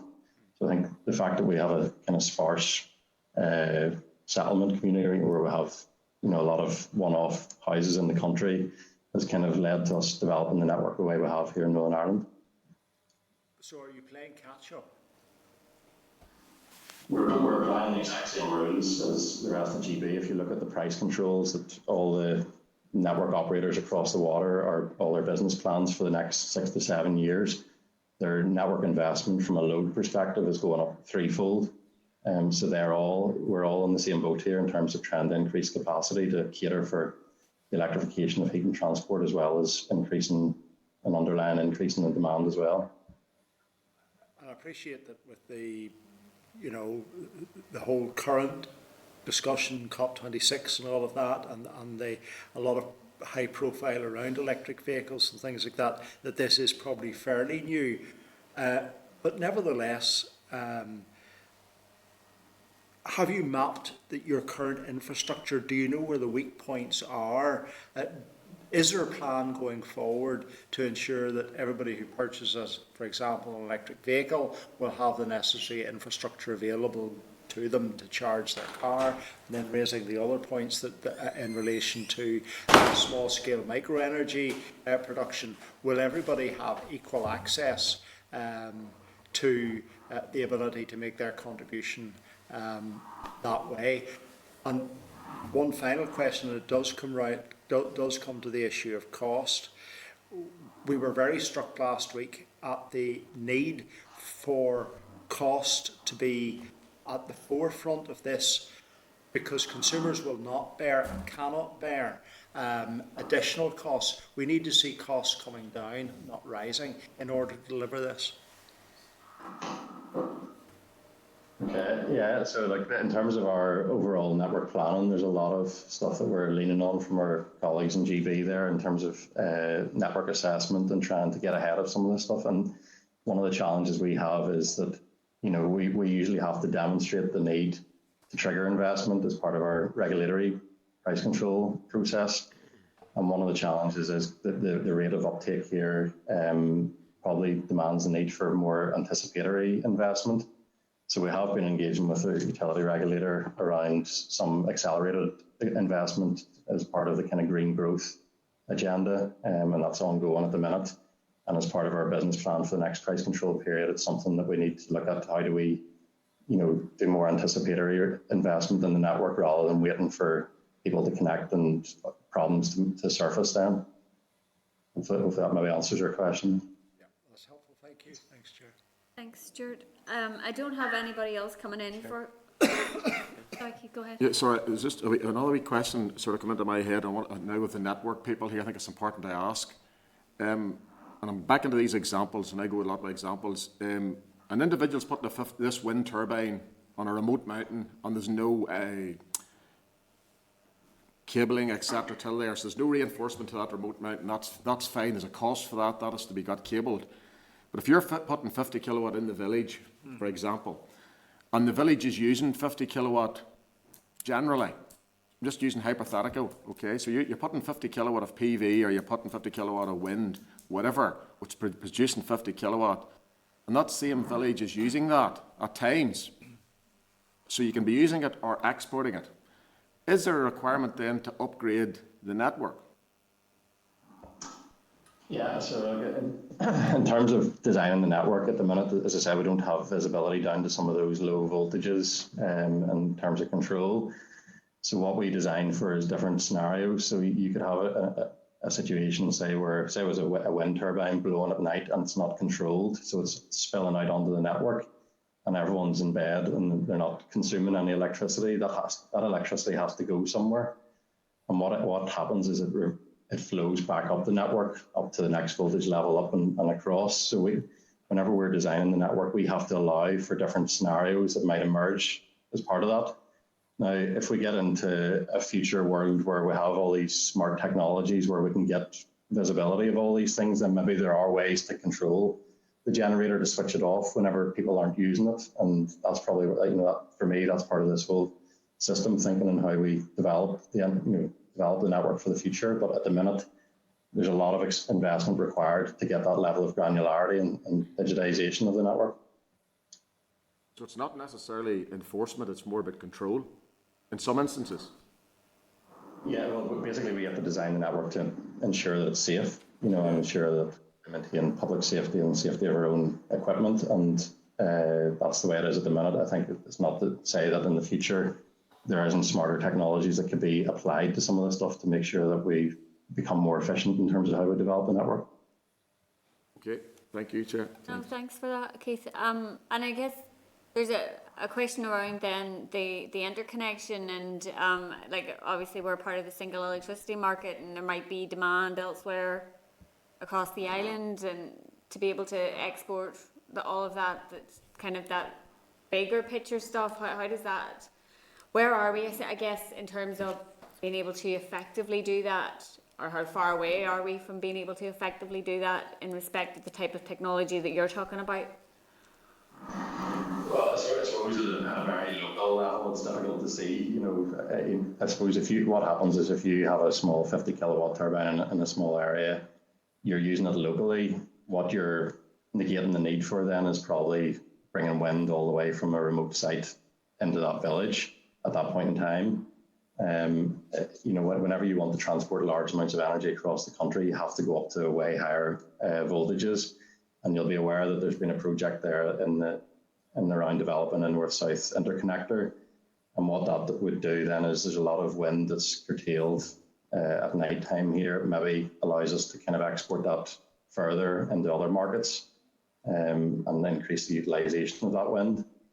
So there's maybe a bit confusing there, but it's hard to, you can't look at a 50 kilowatt turbine and see how you can move that generation down to the other end of the island. But there are ways and means for some of the large scale stuff with the way it's connected to transmission to move that power in bulk around the country and beyond. Yeah. No, look, thanks for that. I don't have anybody else coming in for questions now. It was really useful to get that input in relation to the bill, so thanks very much. And a few issues maybe that we'll pick up on, Peter. Chair, yeah, I have a few notes on details to follow up on around smart metering, particularly with the department, and dynamic monitoring, battery storage, etc., and whether or not that's featuring within the energy strategy. Yeah. No, look, thanks for your time.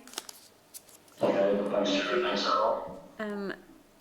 Yeah, Peter, I suppose it comes back to the question about when we're going to see the energy strategy, and maybe it's not the best use of time to put a whole load of questions to the department that are probably going to be addressed as part of that, and maybe the specific question around what Ofgem's looking at in relation to the consultation would be We a can bring useful that one back, to. yeah. I don't know if other members have a view around that. Chair, we've had, members will see it in the pack further on, we've had a response from the department on the bill, largely following on from the previous response. We'd sent them the scrutiny points of the raised paper, and that they've indicated that it wouldn't be appropriate for them to answer this before the publication of the energy strategy, and that their view is they would continue to oppose the bill until the energy strategy is in place and leads to a more holistic approach. We have officials coming in who will be able to talk further on that and be able to answer questions. Do we know when? Yes, I do. Either next week or the week after, because there's only 2 weeks left, Chair. Off the top of my head, we were moving things about a bit. So I know it's the 15th, because Sinead has told me on the Teams. Okay, so members, if we're happy enough to move on to item number 6 then, which is the briefing from the department on the LCM on the Advanced Research and Invention Agency Bill. There's a clerk's memo at page 41 of our pack, a copy of the bill at page 45, a copy of the explanatory financial memorandum of the bill at page 65, and a copy of the letter from the Minister at page 79. There is also a copy of a letter from the BES Minister to the Chair of the EU Subcommittee on the Protocol at page 82, a departmental briefing paper at page 14 of table papers, and the LCM in respect of the ARIA bill at page 25 of table papers. So if we could bring our witnesses into the spotlight, and we have Keith and Sarah both there. So if I hand over to yourselves to maybe just talk us through it, and then we can have a wee bit more of a discussion then in relation to the specifics of it. Okay, Chair. Can you hear me okay? Yeah, we can, thank you. Excellent. Well, look, thanks. Thanks for, I'm happy to be joining today to provide you with an update on the Advanced Research and Invention Agency Bill, which is also known as the ARIA Bill, that is currently making its way through the House of Lords. You'll be aware that consent of the Northern Ireland Assembly is required in the majority of the provisions in that bill, and the subject matter, which is effectively research and innovation, is a devolved area of the law. So effectively, the bill will create ARIA, which is going to be a new body that will target blue sky research in areas that have the potential for creating transformative technologies. This is effectively based on a high risk, high reward approach, and in that respect, the agency mirrors very much the US DARPA model, which is the Defence Advanced Research Projects Agency. It might be useful to provide some context about what that agency does, because it obviously mirrors similarities with ARIA, the proposed ARIA. So since the 1950s, DARPA has focused solely on transformative research and technological research programs. It has effectively played a key role in the creation of the internet, GPS, weather satellites, and more recently, voice recognition technologies that are used in the likes of Apple's Siri. Other countries have also adopted a similar model, which is really inspired by this sort of disruption innovation approach, including Japan's Moonshot R&D Agency and Germany's SPRIN-D. So effectively, R&D, and really in particular transformational R&D, is an inherently dynamic, uncertain and unpredictable endeavour. Research programmes can perform better when they possess the means to quickly capitalise on new discoveries. The inherent uncertainty does not naturally suit the system of government budgeting, controls and project clearance processes. And while such processes are obviously prudent for some transformational R&D projects, they may constitute a bureaucratic burden which is not sufficiently outweighed by the value of assurance they aim to provide. Thus, the intention is to provide ARIA with operational freedom, cutting bureaucracy where it is appropriate to do so. UK government is committed 800 million to fund ARIA until 2024-25. And this allocation will not impact upon the research funding available for Northern Ireland. I mean, the department has been involved in a series of quite lengthy negotiations with our counterparts in the Department of Business, Energy and Industrial Strategy, as well as representatives from other devolved administrations. And effectively, these negotiations have centred around two things. One being the level of representation afforded to the devolved administrations in the governance of ARIA, and secondly, the reservation requirements of the bill itself. As a result, we are now satisfied that appropriate levels of representation from an NI perspective have been achieved, primarily through twice yearly meetings of the Government Chief Scientific Advisor, currently Patrick Valance, with his counterpart CSA appointments in Scotland and Wales, and obviously the appropriate representative on behalf of the Northern Ireland Executive in a new CSA forum. The removal of the requirement to reserve area in each of the devolved governments was completed when an amendment was passed in the House of Lords on the 22nd of November. And all three devolved governments and BEIS themselves have now agreed in principle to sign an agreement on the independence of ARIA. And this will, in our view, uphold the guiding principles of the ARIA design, which is effectively strategic autonomy, operational autonomy, and minimal bureaucracy. I must say, though, the prolonged nature of the discussions between BEIS and the devolved governments, whilst the ARIA bill continued its journey through the House of Parliament, has left us in this position where there is less time than usual to complete the steps that would be undertaken when an LCM is being laid. So in that regard, I thank you for making the time today to hear us. The ARIA bill has completed the committee stage in the House of Lords and will move to the report stage on the 14th of December. On this basis, the First Minister and Deputy First Minister have now agreed an urgent procedure request that was agreed on the 25th of November that an LCM could be laid in the Assembly. We will, as officials, continue to engage with NICE as the bill proceeds through the House of Lords and the agency is established and becomes operational. So therefore, nothing is left for me to say, Chair, other than to thank you and the committee again for your time this morning, and I'm happy to take any questions that you may have.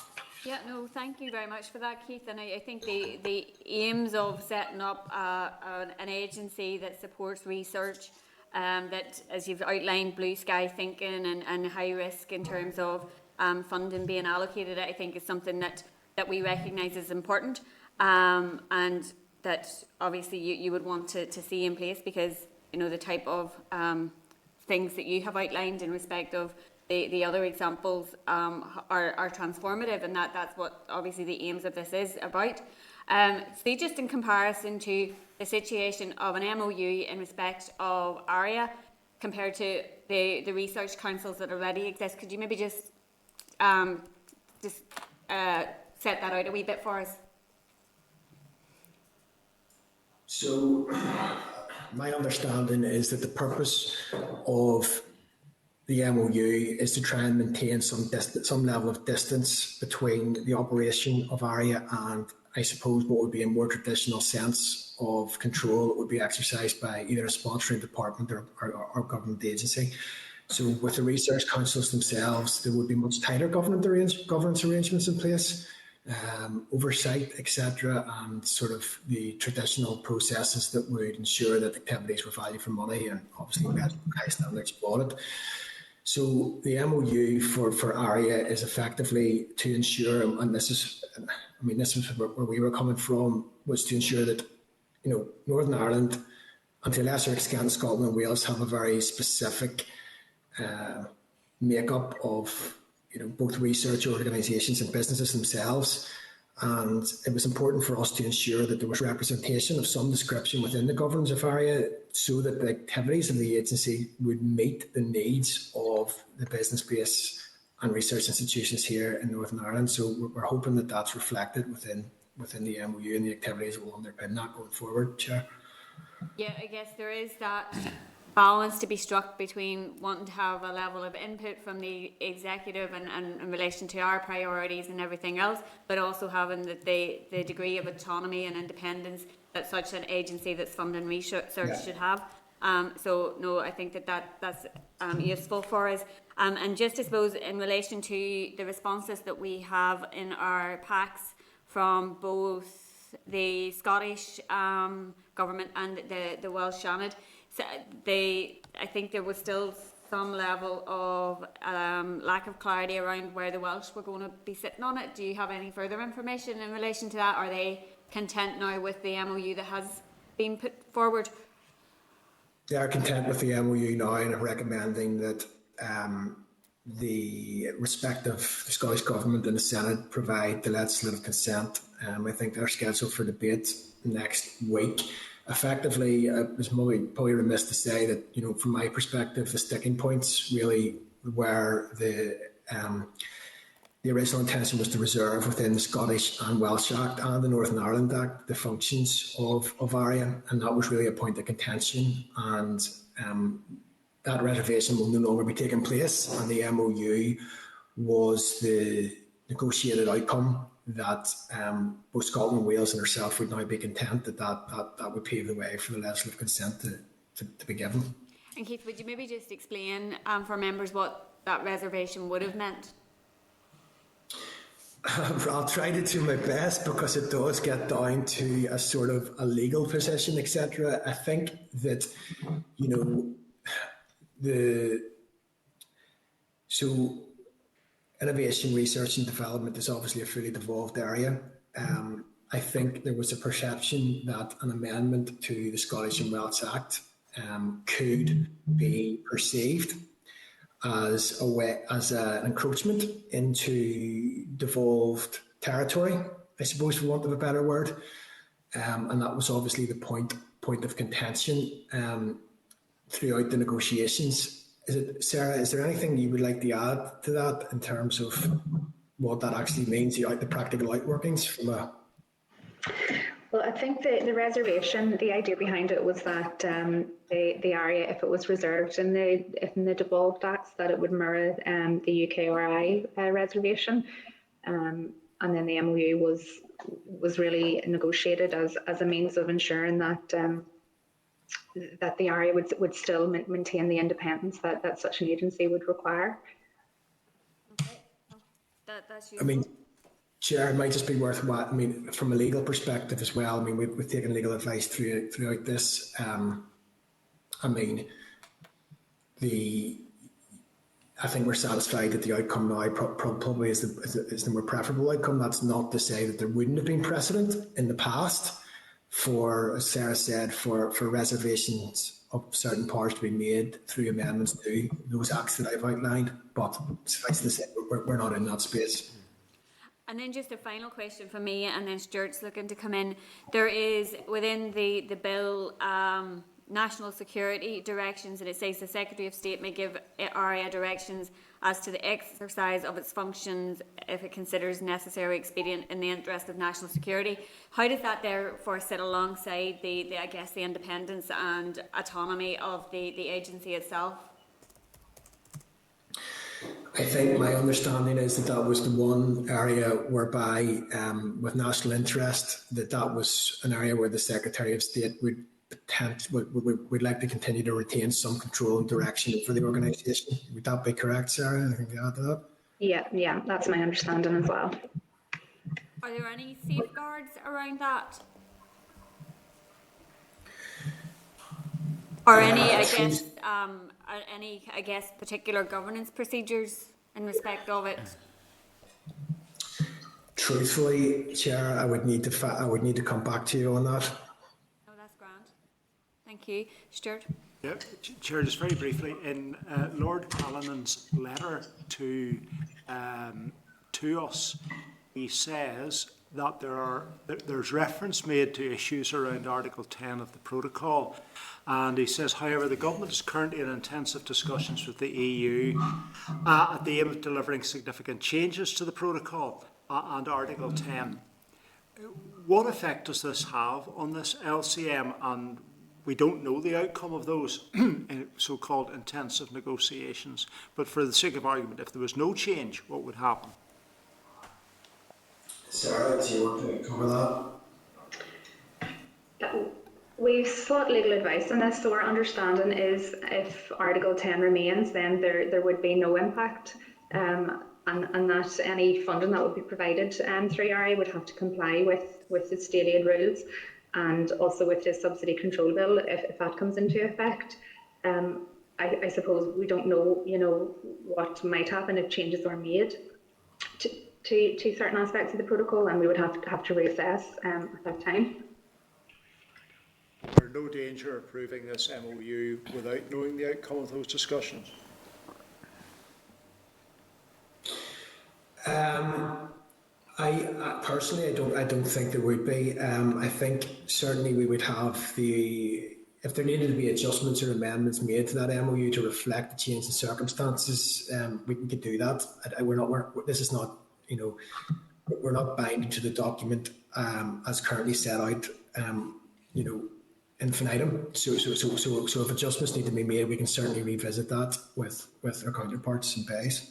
So there is, depending on the outcome of any discussions, then the MOU can be altered to reflect that. I think we'd have to alter it to reflect that. Yeah, I mean, to be honest, we haven't. I mean, I'm happy to come back to the committee on that point as well, actually, and I could take an action to just be specific on that with Bays, just to get clarification, if that would be helpful. Yes, that would be helpful. Thank you. Yeah. Yeah. So obviously, if there is no change, state aid rules will have to be applied, and I guess that's the starting point for us in respect of it. Yeah. Okay. I don't have anybody else coming in for questions. No. Okay. Okay. No. Look, thanks for that. It's really helpful to us in informing our position for the LC. Is it next? It's Monday? 7th. That is Tuesday. Yeah. So, Chair, we've got one response back from Queen's who are highly supportive. We close our consultation on Monday, 6th. It means the committee will not be in a position to deliver the usual LCM report, which would be the normal case. We would lay that, and that would be part of the debate. But we will be able to have you speaking on what we've heard so far, and if we take a view from the committee as well. Okay. Well, look, thanks for joining us this morning. And Keith, if you maybe could just send on any additional information that you do have, that would be useful to us as well. Okay, thank you very much, Chair. Thank you. Thank you. Okay, so just to say to the committee that we did agree, obviously, that briefing at a very short notice, the timescale around the LCM being laid and the debate on it don't follow the usual procedures, and it's unlikely we'll have the opportunity to do the kind of scrutiny we would that Peter has referred to. The department intends to bring forward that motion on the Tuesday, and it's outside the normal 10-day rule, as was highlighted in the correspondence last week. And as Peter has just outlined, the consultation with our stakeholders will close on Monday. So Peter, will you circulate something then, or how will we? So what we'll do is we'll, as I say, we've got one back from Queen's already. We'll circulate what we've got to members so that they have something to go on.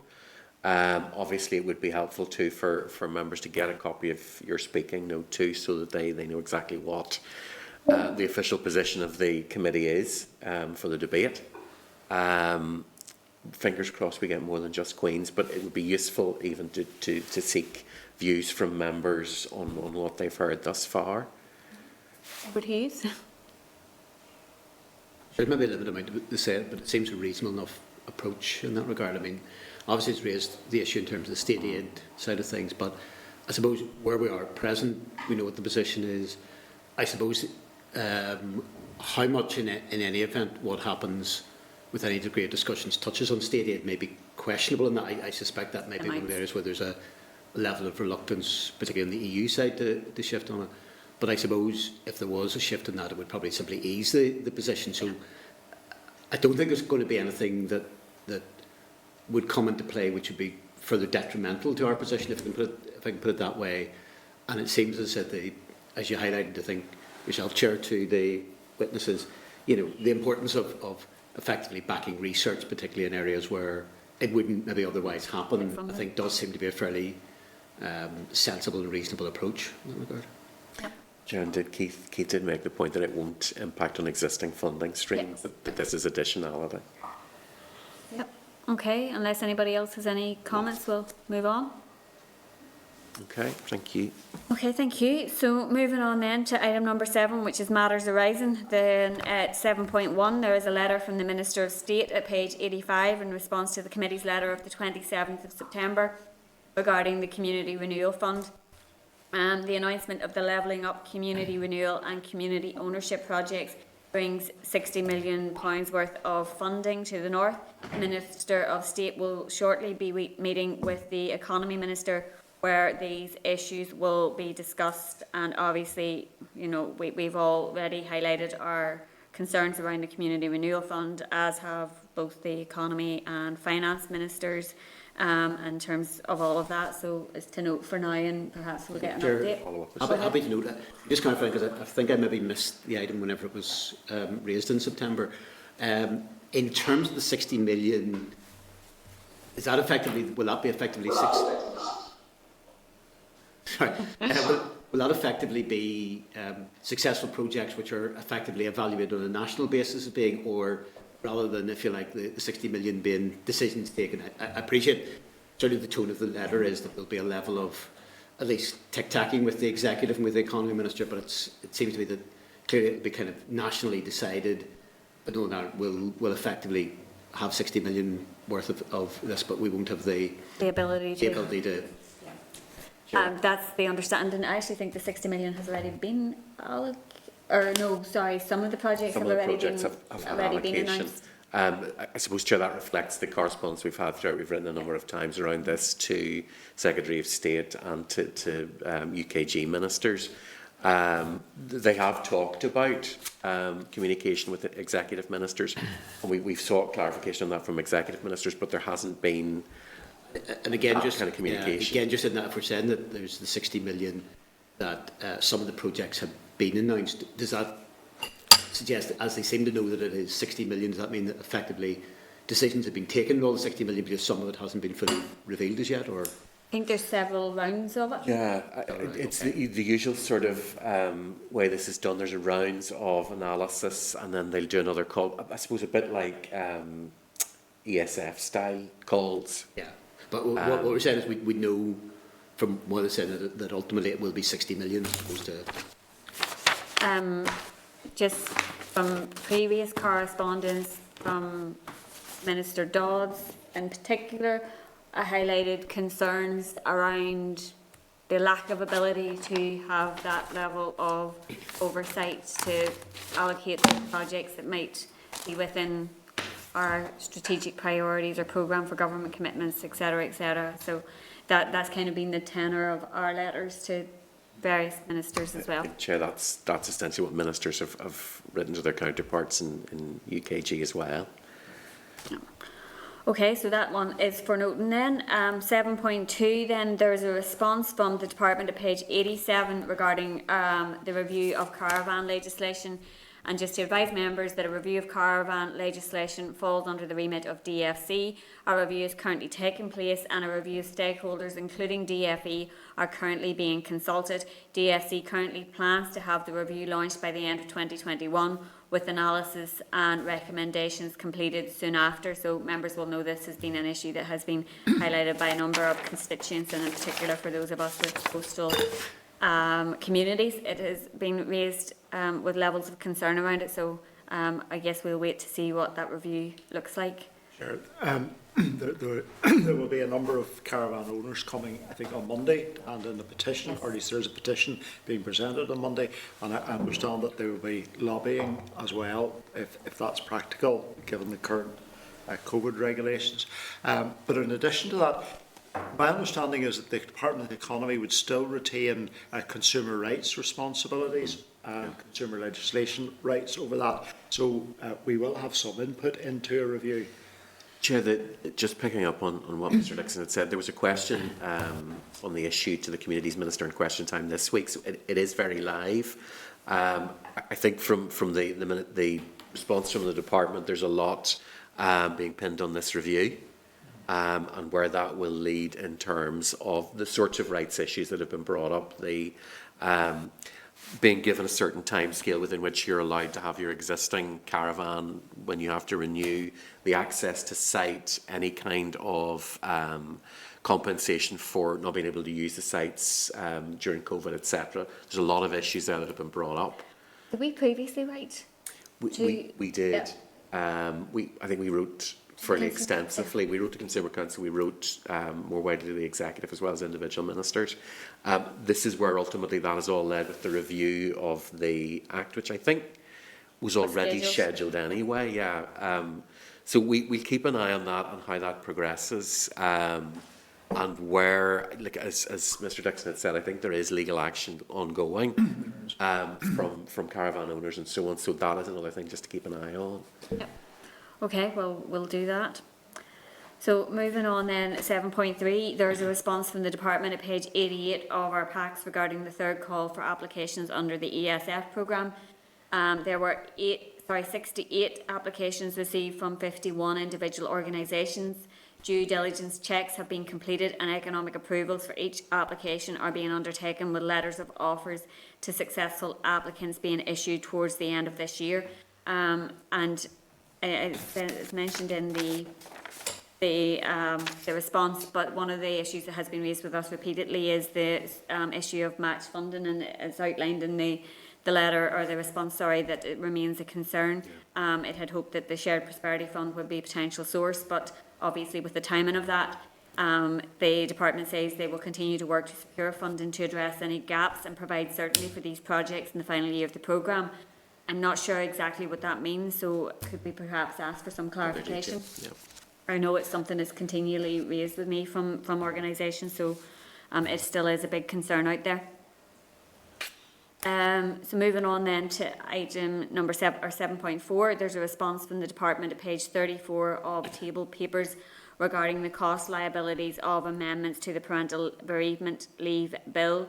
And obviously this was debated at length yesterday, and the department had liaised with Treasury and around what would have to be met by the Executive. The department estimates obviously the discussion around restoring parity, and as was outlined yesterday in the course of the debate, had not provided any precedent or legal advice in respect of that. So obviously that's for members to note now. I suppose maybe just worth saying, Peter, that we did ask for this information in advance. Peter, if you maybe want to clarify that. There were a number of discussions during the debate itself. The issue of the parity came up quite late on, just around the time, I think, of we were completing our clause by clause. Completed the clause by clause, which was automatically the end of our process and heading against our deadline to finish. So I sent a subsequent email, which I think what the minister was referring to, which was might have been after that, but we'd already assumed that the clarification was requested because it had been done orally during the session. What we'd asked for was originally we got the estimates because we got the estimates previously to that, and what we'd asked for was further clarification on why, how, what precedents are, because a lot of members had raised that sort of issue of what does this look like, what is this parity issue about, what happens, when has it happened. We've also done further searching in terms of research that's already been compiled for committees. The only other reference we could find was 2009 around welfare reform, which was a previous iteration of the Treasury guidance, and very similar sort of discussion that ultimately didn't really go anywhere, and obviously the issue that the committee had particularly focused on was the cost to the Executive of the changes that HMRC and Treasury have to make, which is your 2.8 million. That the 100 million was something that we got the figure.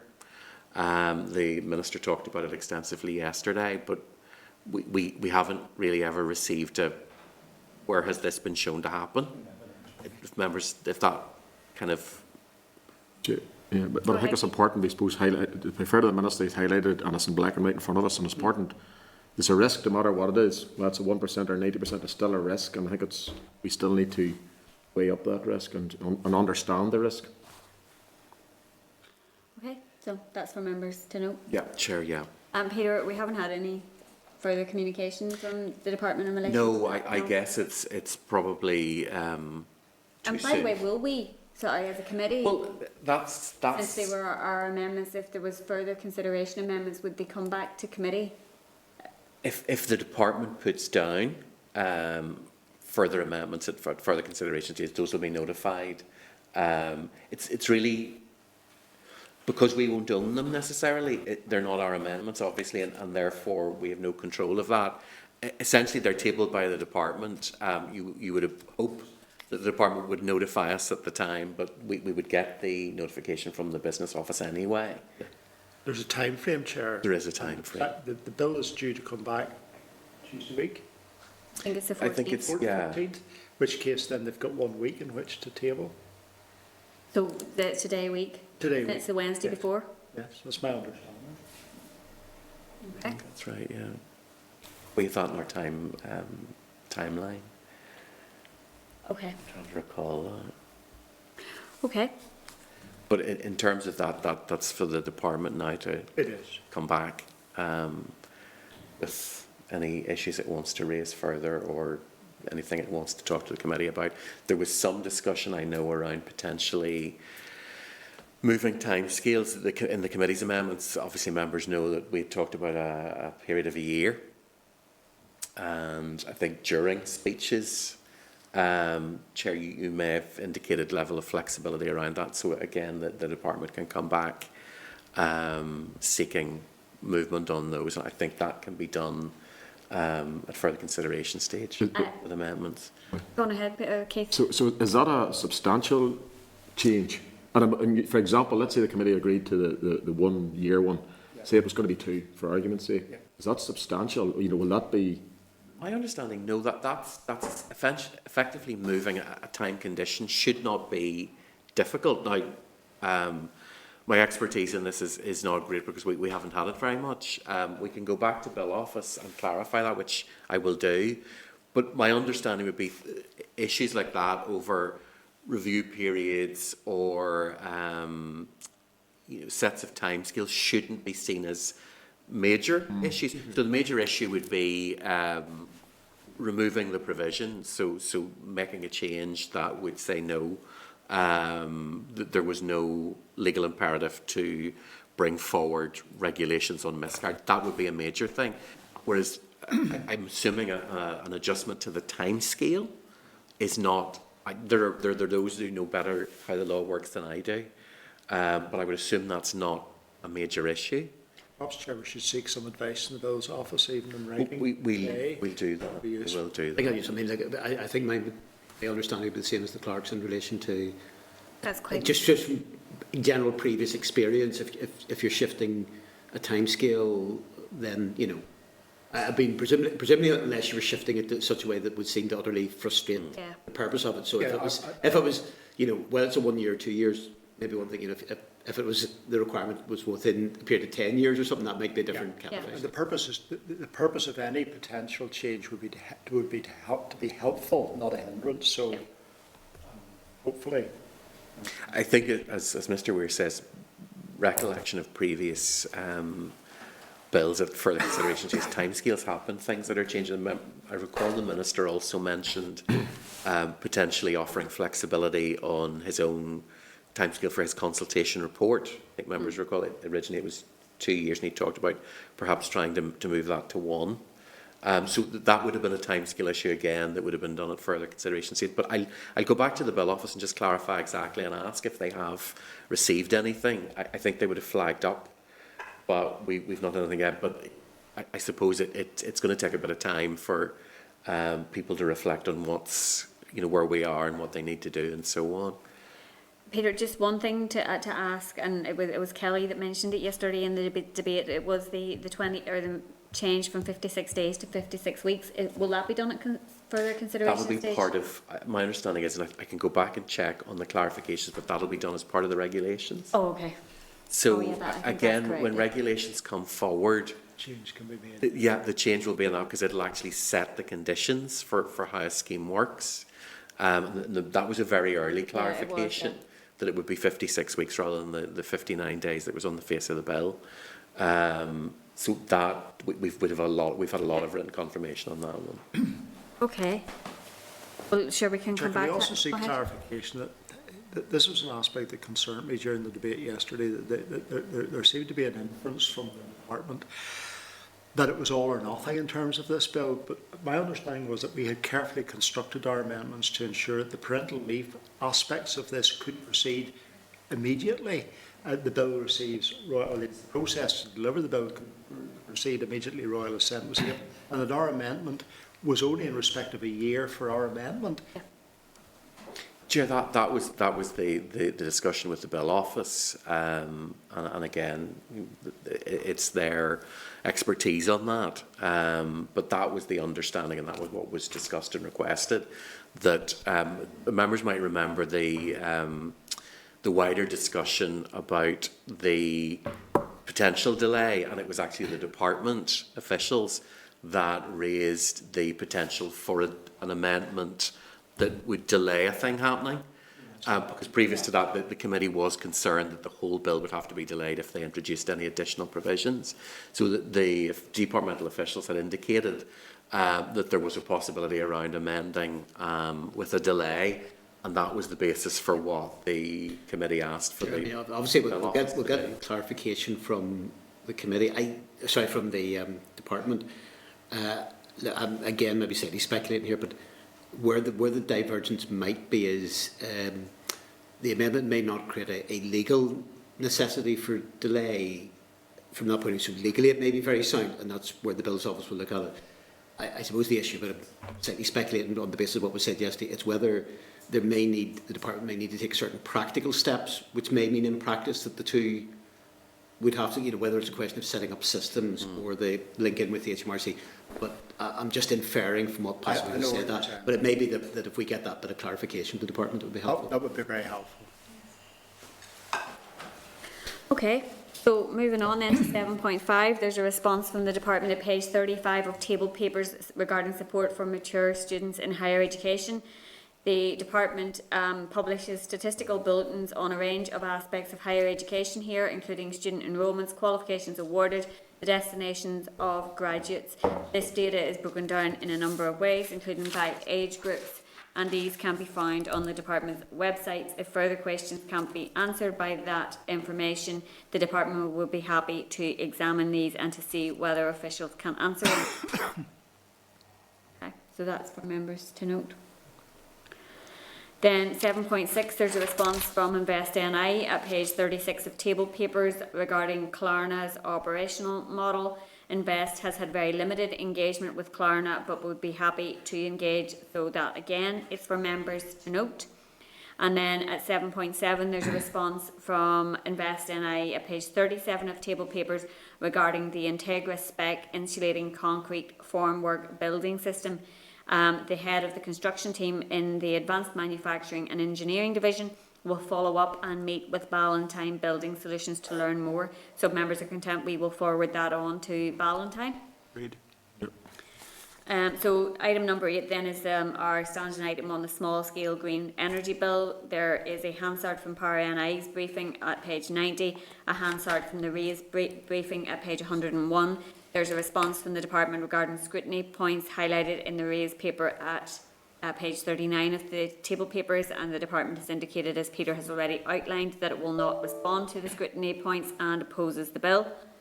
The department will provide an oral briefing outlining its views on the bill at next week's meeting. Members will then have the opportunity to discuss the evidence to date and the views of the department. So all of that is for members to note at this point. And item number 9 then is the Domestic Abuse Safe Leave Bill. There is a clerk's memo at page 111, the provisional timetable at page 114. There is an explanatory memorandum, there is the Domestic Abuse Safe Leave Bill as introduced at page 116, the explanatory and financial memorandum at page 128. There is a draft call for evidence at page 42 of our table papers and a draft survey at page 43 of table papers. Yeah. Go ahead, Peter. Yeah, just notice, I mean, again, I think a lot of stuff will be fairly straightforward, and even in terms of the the survey, and I think we know sort of in the bulk of things where the answers are going to be in connection with it. The only slight reservation I have over a couple of the questions in the survey is most of them I think are put in particular terms to kind of just elicit sort of general answers. There's at least a couple of maybe 4 and 5 on the survey, which I think it would be a little bit better if they were phrased on a slightly more sort of neutral basis. And if you take, for instance, 4, about do you think introducing would reduce the amount of, I think it'd be better in the survey if it said something like, what impact do you think this would have, if any, on type of thing? And I think 4 and 5 both fall into that category. They seem to be slightly leading questions a little bit rather than the only bit. I think most of the rest are. Enough. Yeah.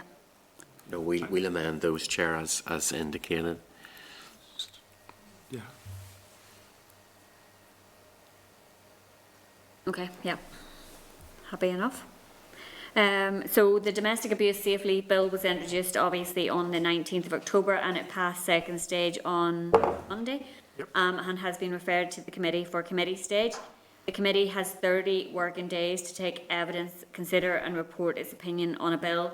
The 30-day period for the bill ends on Monday the 31st of January and that accounts for Christmas recess. The end of January has been highlighted as the last point for the end of committee stage so that the remaining stages of the bill have a reasonable prospect of completing. It's exceptionally rare for a committee to be able to complete a committee stage without an extension, so working within the 30 days period will make amendment of the bill quite difficult. It's also proposed that the committee initially writes to key stakeholders to seek written submissions on the bill alongside issuing the wider call for evidence. So if members are content that we would write to suggested key stakeholder groups, which would include Women's Aid, the Men's Advisory Project, NI, Advice NI, Vodafone, Danske Bank, the trade unions and the various business groups as well. Chair, it might just be worth flagging up why we've included Vodafone and Danske Bank. They have policies that are fairly sort of progressive and I suppose stand out in the private sector. So it's really just to see how that has worked for the private sector, with the idea of trying to draw what the impact might be for business more widely. It's not usual you get a private sector example like this. So it's just really to get them in to talk about how it's worked. Yep. Okay. Chair, I understand Lidl also have a similar policy. Right. Reference was made to that. And they're a very different type of employer than Danske Bank and Vodafone, so it might be worthwhile writing to them as well. Chair, just on the list of the people you write to for receiving correspondence by, is any business? Where is that list? Is this on the table paper or the? Sorry, It's just in your notes. That's in the notes. Sorry, yes. So the business groups are going to write to them as well. Okay, fair enough. We have a CDI. Yeah, we have all that stakeholder group. Yeah. I was reading and listening, and it's hard to do both. Chair, just on that as well. Go ahead, Peter. On that bit as well. I don't have obviously the list in front of me.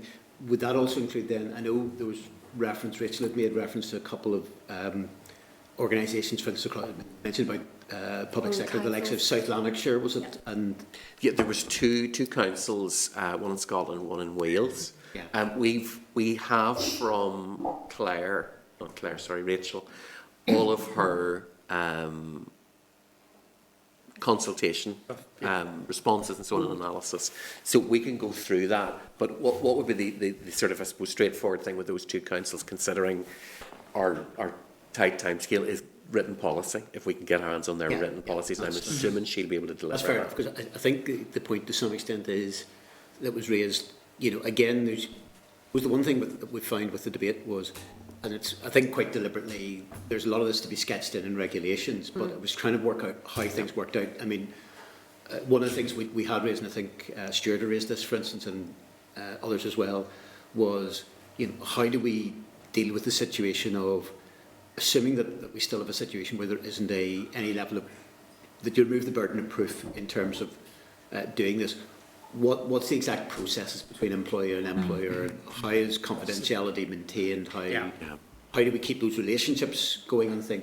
And I suppose the fact that if there's been organisations which are relatively close to here, which have actually used it. That maybe that would be a good sort of example. Then maybe say, well, actually, there isn't so much of a fear at this, or we found out, we had to correct such and such or whatever. I think that, Chair, that's the thing with this one, is there are those that have done it. Yeah, and are easily accessed. Yeah, and maybe some of the private sector policy as well will be useful in that respect. I think the more of the, as Mr. Weir says, the more of the written guidance we can get together as well, because as he's pointed out, it is a lot of the sensitivities around this and how that's worked and how it's dealt with and so on, and that's really going to be a very significant part of guidance that comes with this. And I'm conscious of the fact that the bill does talk about, the department will develop guidance and so on, but it would be useful to see just what that might look like. Claire, do you want to go ahead? Yeah, thanks, Katie. Sorry, I'm not sure what's happening with my camera. What about Labour Relations Agency? I'm thinking just in terms of their expertise, but also in terms of their experience as an interface for people who would potentially be looking advice in and around this new legislation. I don't know if you would naturally speak to them anyway, but I always find them very helpful when I'm trying to advise in relation to employment-related laws. Probably also the Equality Commission as well. Yeah. Yeah, Claire, Peter is going to contact Labour Relations directly. We do it direct, Chair. Yeah, the Human Rights Consortium will likely respond. And that's the thing, we know from the responses to Rachel's consultation, we know a number of the organisations are primed and ready. They know this was coming and they know the process we go through. So we have an awareness of who we expect to and would really expect and need to hear from. So we will prompt if we aren't getting that. But I know that the sector more widely is waiting for the consultation. No, that's useful, and I suppose without putting pressure on people, we obviously have a tight time scale to work to. Maybe if we could just highlight that. Yeah, no, absolutely. Okay, so if members are content that we would also write to the department to ascertain their views on the bill, and the committee will carry out our wider public consultation via the survey on citizen space, and the draft questions obviously that we've already discussed will be amended as suggested. So if members are content then that the amended survey questions and that those would be put up, is that the correct term? Shared on citizen space? Yeah. Do members want those circulated? We'll do that. Yeah. We'll do that preferably today. They wouldn't go on citizen space probably until I think we're talking a day next week. Okay. The call for evidence, obviously there's a lag with that to be published. They publish on a particular day. So that won't be immediate. That's on page 42 of the table pack. It's the sort of classic, what we put in papers is a very short thing that sends them to the survey and so on, and also gives them our direct email address. While more people are responding to the surveys, we still do get a fair amount of written submissions along with those that we request, specifically from organisations. So we aim to try and accommodate everything. So just a couple of other things. There is no delegated powers memorandum in relation to a private member's bill. The bill will still need to be referred to the examiner of statutory rules for advice in relation to delegated powers. So if members are content, we will write to the examiner of statutory rules requesting a report on the delegated powers within this bill, and that if members are content that we would also write to the Justice Committee to ask if they could forward the request for evidence to stakeholders involved in the Domestic Abuse and Family Proceedings Bill that would be relevant to this bill also. And RAISE will be coming to committee to present their paper on the bill on the 15th of December. So members content with all of that? Okie doke. Moving on then to item number 10, which is correspondence. There is a letter from the Executive Committee at page 133 of our packs regarding support for travel agents, regarding the travel agents coronavirus financial assistance scheme. Sure. Yeah, go ahead, Stuart. In respect of that, I have received, and I'm sure others will be receiving correspondence from travel agents, again, because of the current changes that have occurred and fear in their industry and business, that they once again will find themselves in very difficult circumstances. Two things. First of all, the Executive Office Committee have now asked the Economy Minister to take responsibility. Can we follow up on that now and not only invite him to take that responsibility, but to explore what potential there is now to provide support?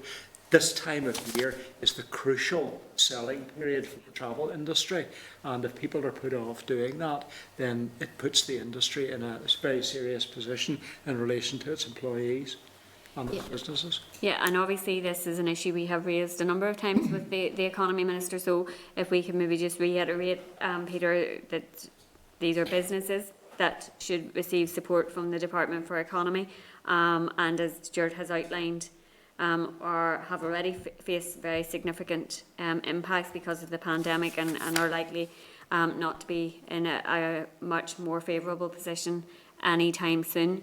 So if members are content that we would write to the Minister and reflect that. Obviously we know there has been some underspend in relation to the ERAP funding, so potentially there is some scope there for some financial assistance. And I guess if we move on to 10.2, there's also a memo from the Executive Committee, page 139, regarding Foyle International Languages School and the support for the English language teaching sector. As members know, this is something that we have raised several times with the Minister and Department, and unfortunately the Minister still hasn't agreed to meet with the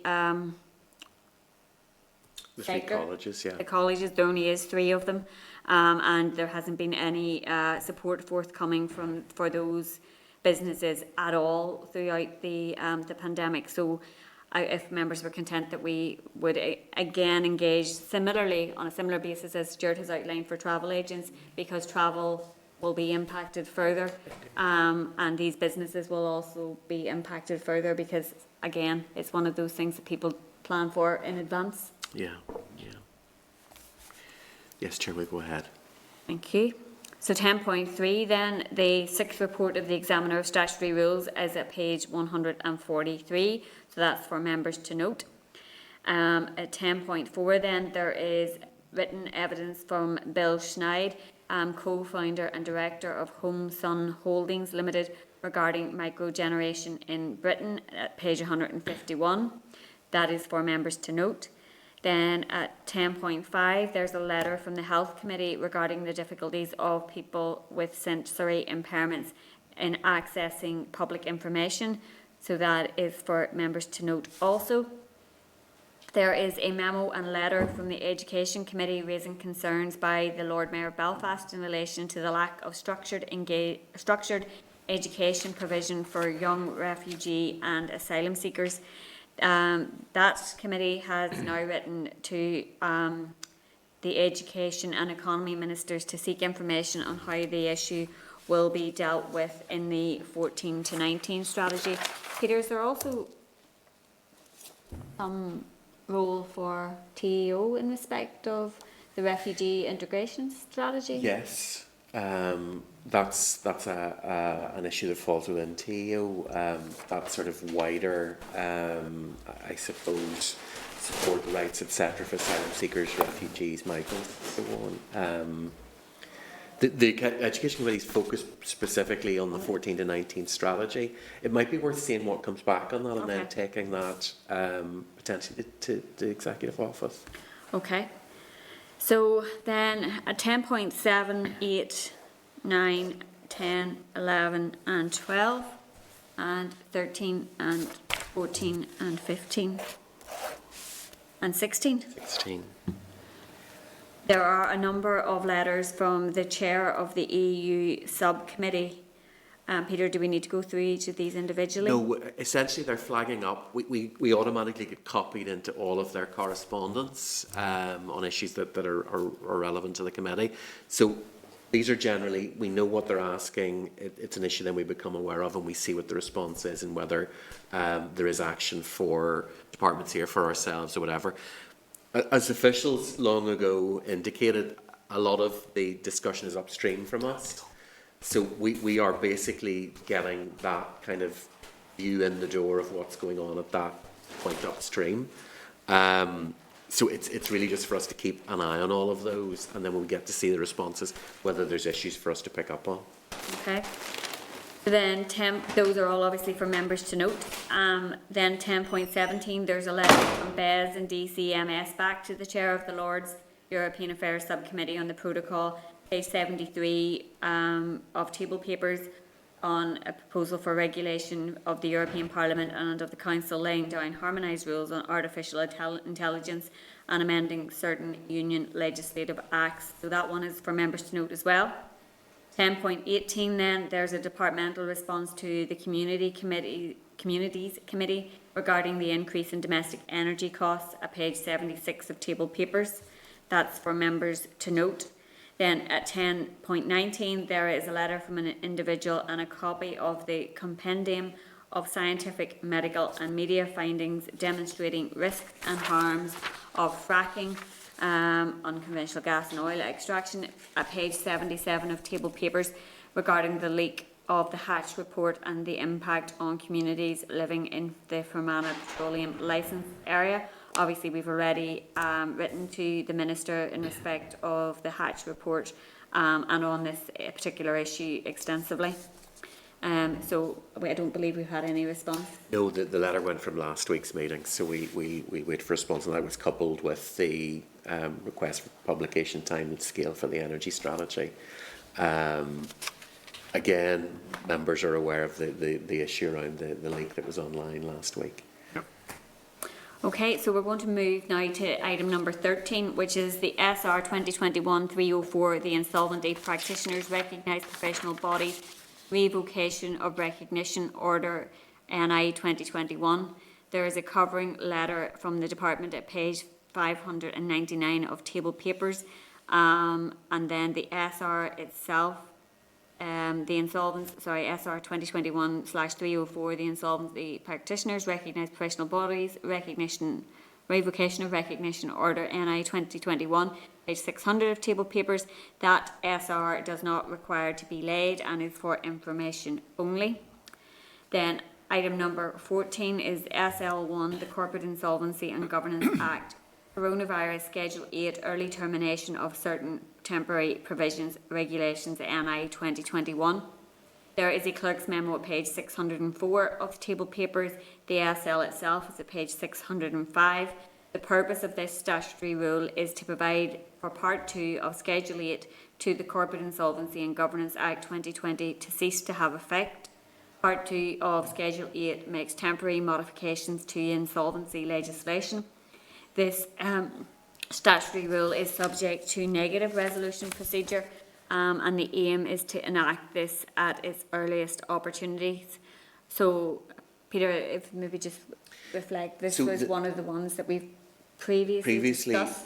This is to go into line with GB, where their structure is slightly different, so they've already done this. We can only do it partially, and it removes some of the moratoria on what already exists in the Corporate and Insolvency Act on various processes that would normally occur but haven't been able to, but now do need to, because there's a semblance of normality coming back, so normal process has to happen. So it's really just removing that partially. We have to wait until the end of March to remove it fully. Whereas in GB, they've already moved ahead with that just because of the slightly different structure. Okay. So members are content with the SR. We'll put the question. So are we considering the SR? So that was the SR. Oh, right, okay. Sorry, it says SL1. Sorry, no, it's the SR. We have the SR itself at 600. Okay, so if members are content, we'll put the question, which is that the Committee for the Economy has considered the SL1, the Corporate Insolvency and Governance Act 2020, Coronavirus Schedule 8, Early Termination of Certain Temporary Provisions, Regulations, Northern Ireland 2021, and has no objection to the rule subject to the Examiner of Statutory Rules report. Great. Okay, item number 11 then is any other business, and none has been highlighted. Go ahead, Stuart. Just apologies, Chair, but just very briefly, because I know this issue is going to come up. We're now running towards the deadline of high street vouchers.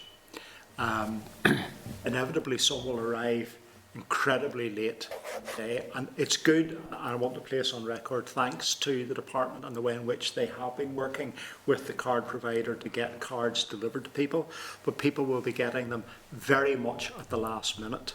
And of course they're also going to be subject to postal delays now in the approach to Christmas as well. We do have the department, I think, coming to us early in the new year. Yeah, 19th we've scheduled department in on that.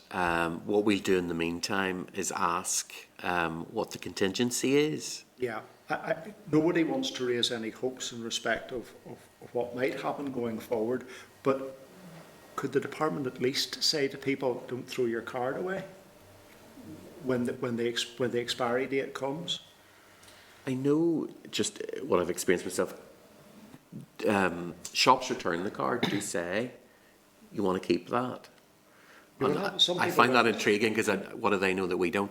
But people may not have. Some people will have a small balance left. That's another thing I've picked up on, Chair, from just feedback. Where there's a small balance left on a card, a shop will often offer someone, you've got £5.22 left on that, we'll give you the £5.22, so the card is spent out, rather than running around with it. So I'm aware that that's happened.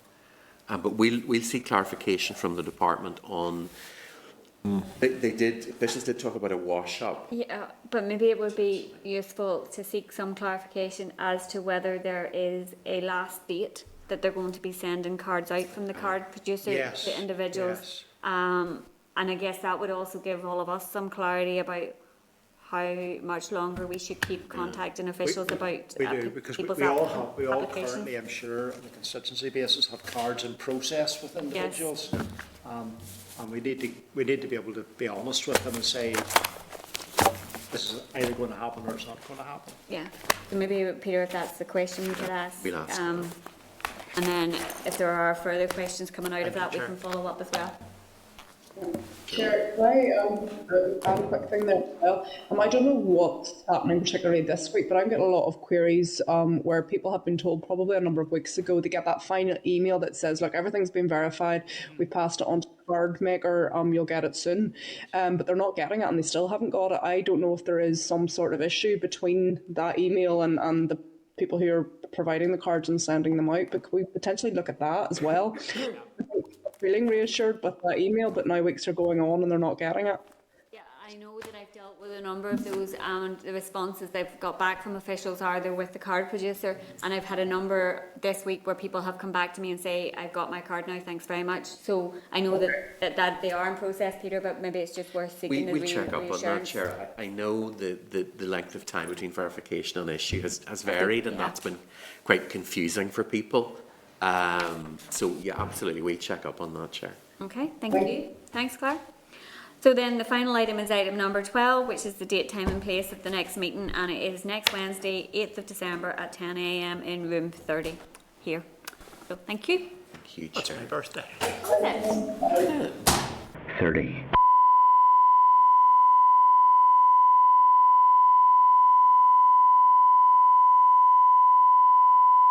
This is the Northern Ireland Assembly Committee Room 30. This is the Northern Ireland Assembly Committee Room 30.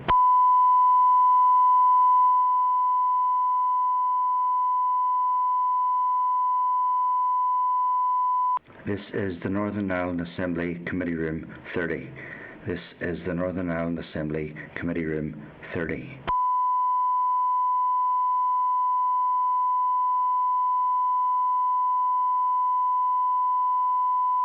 This is the Northern Ireland Assembly Committee Room 30. This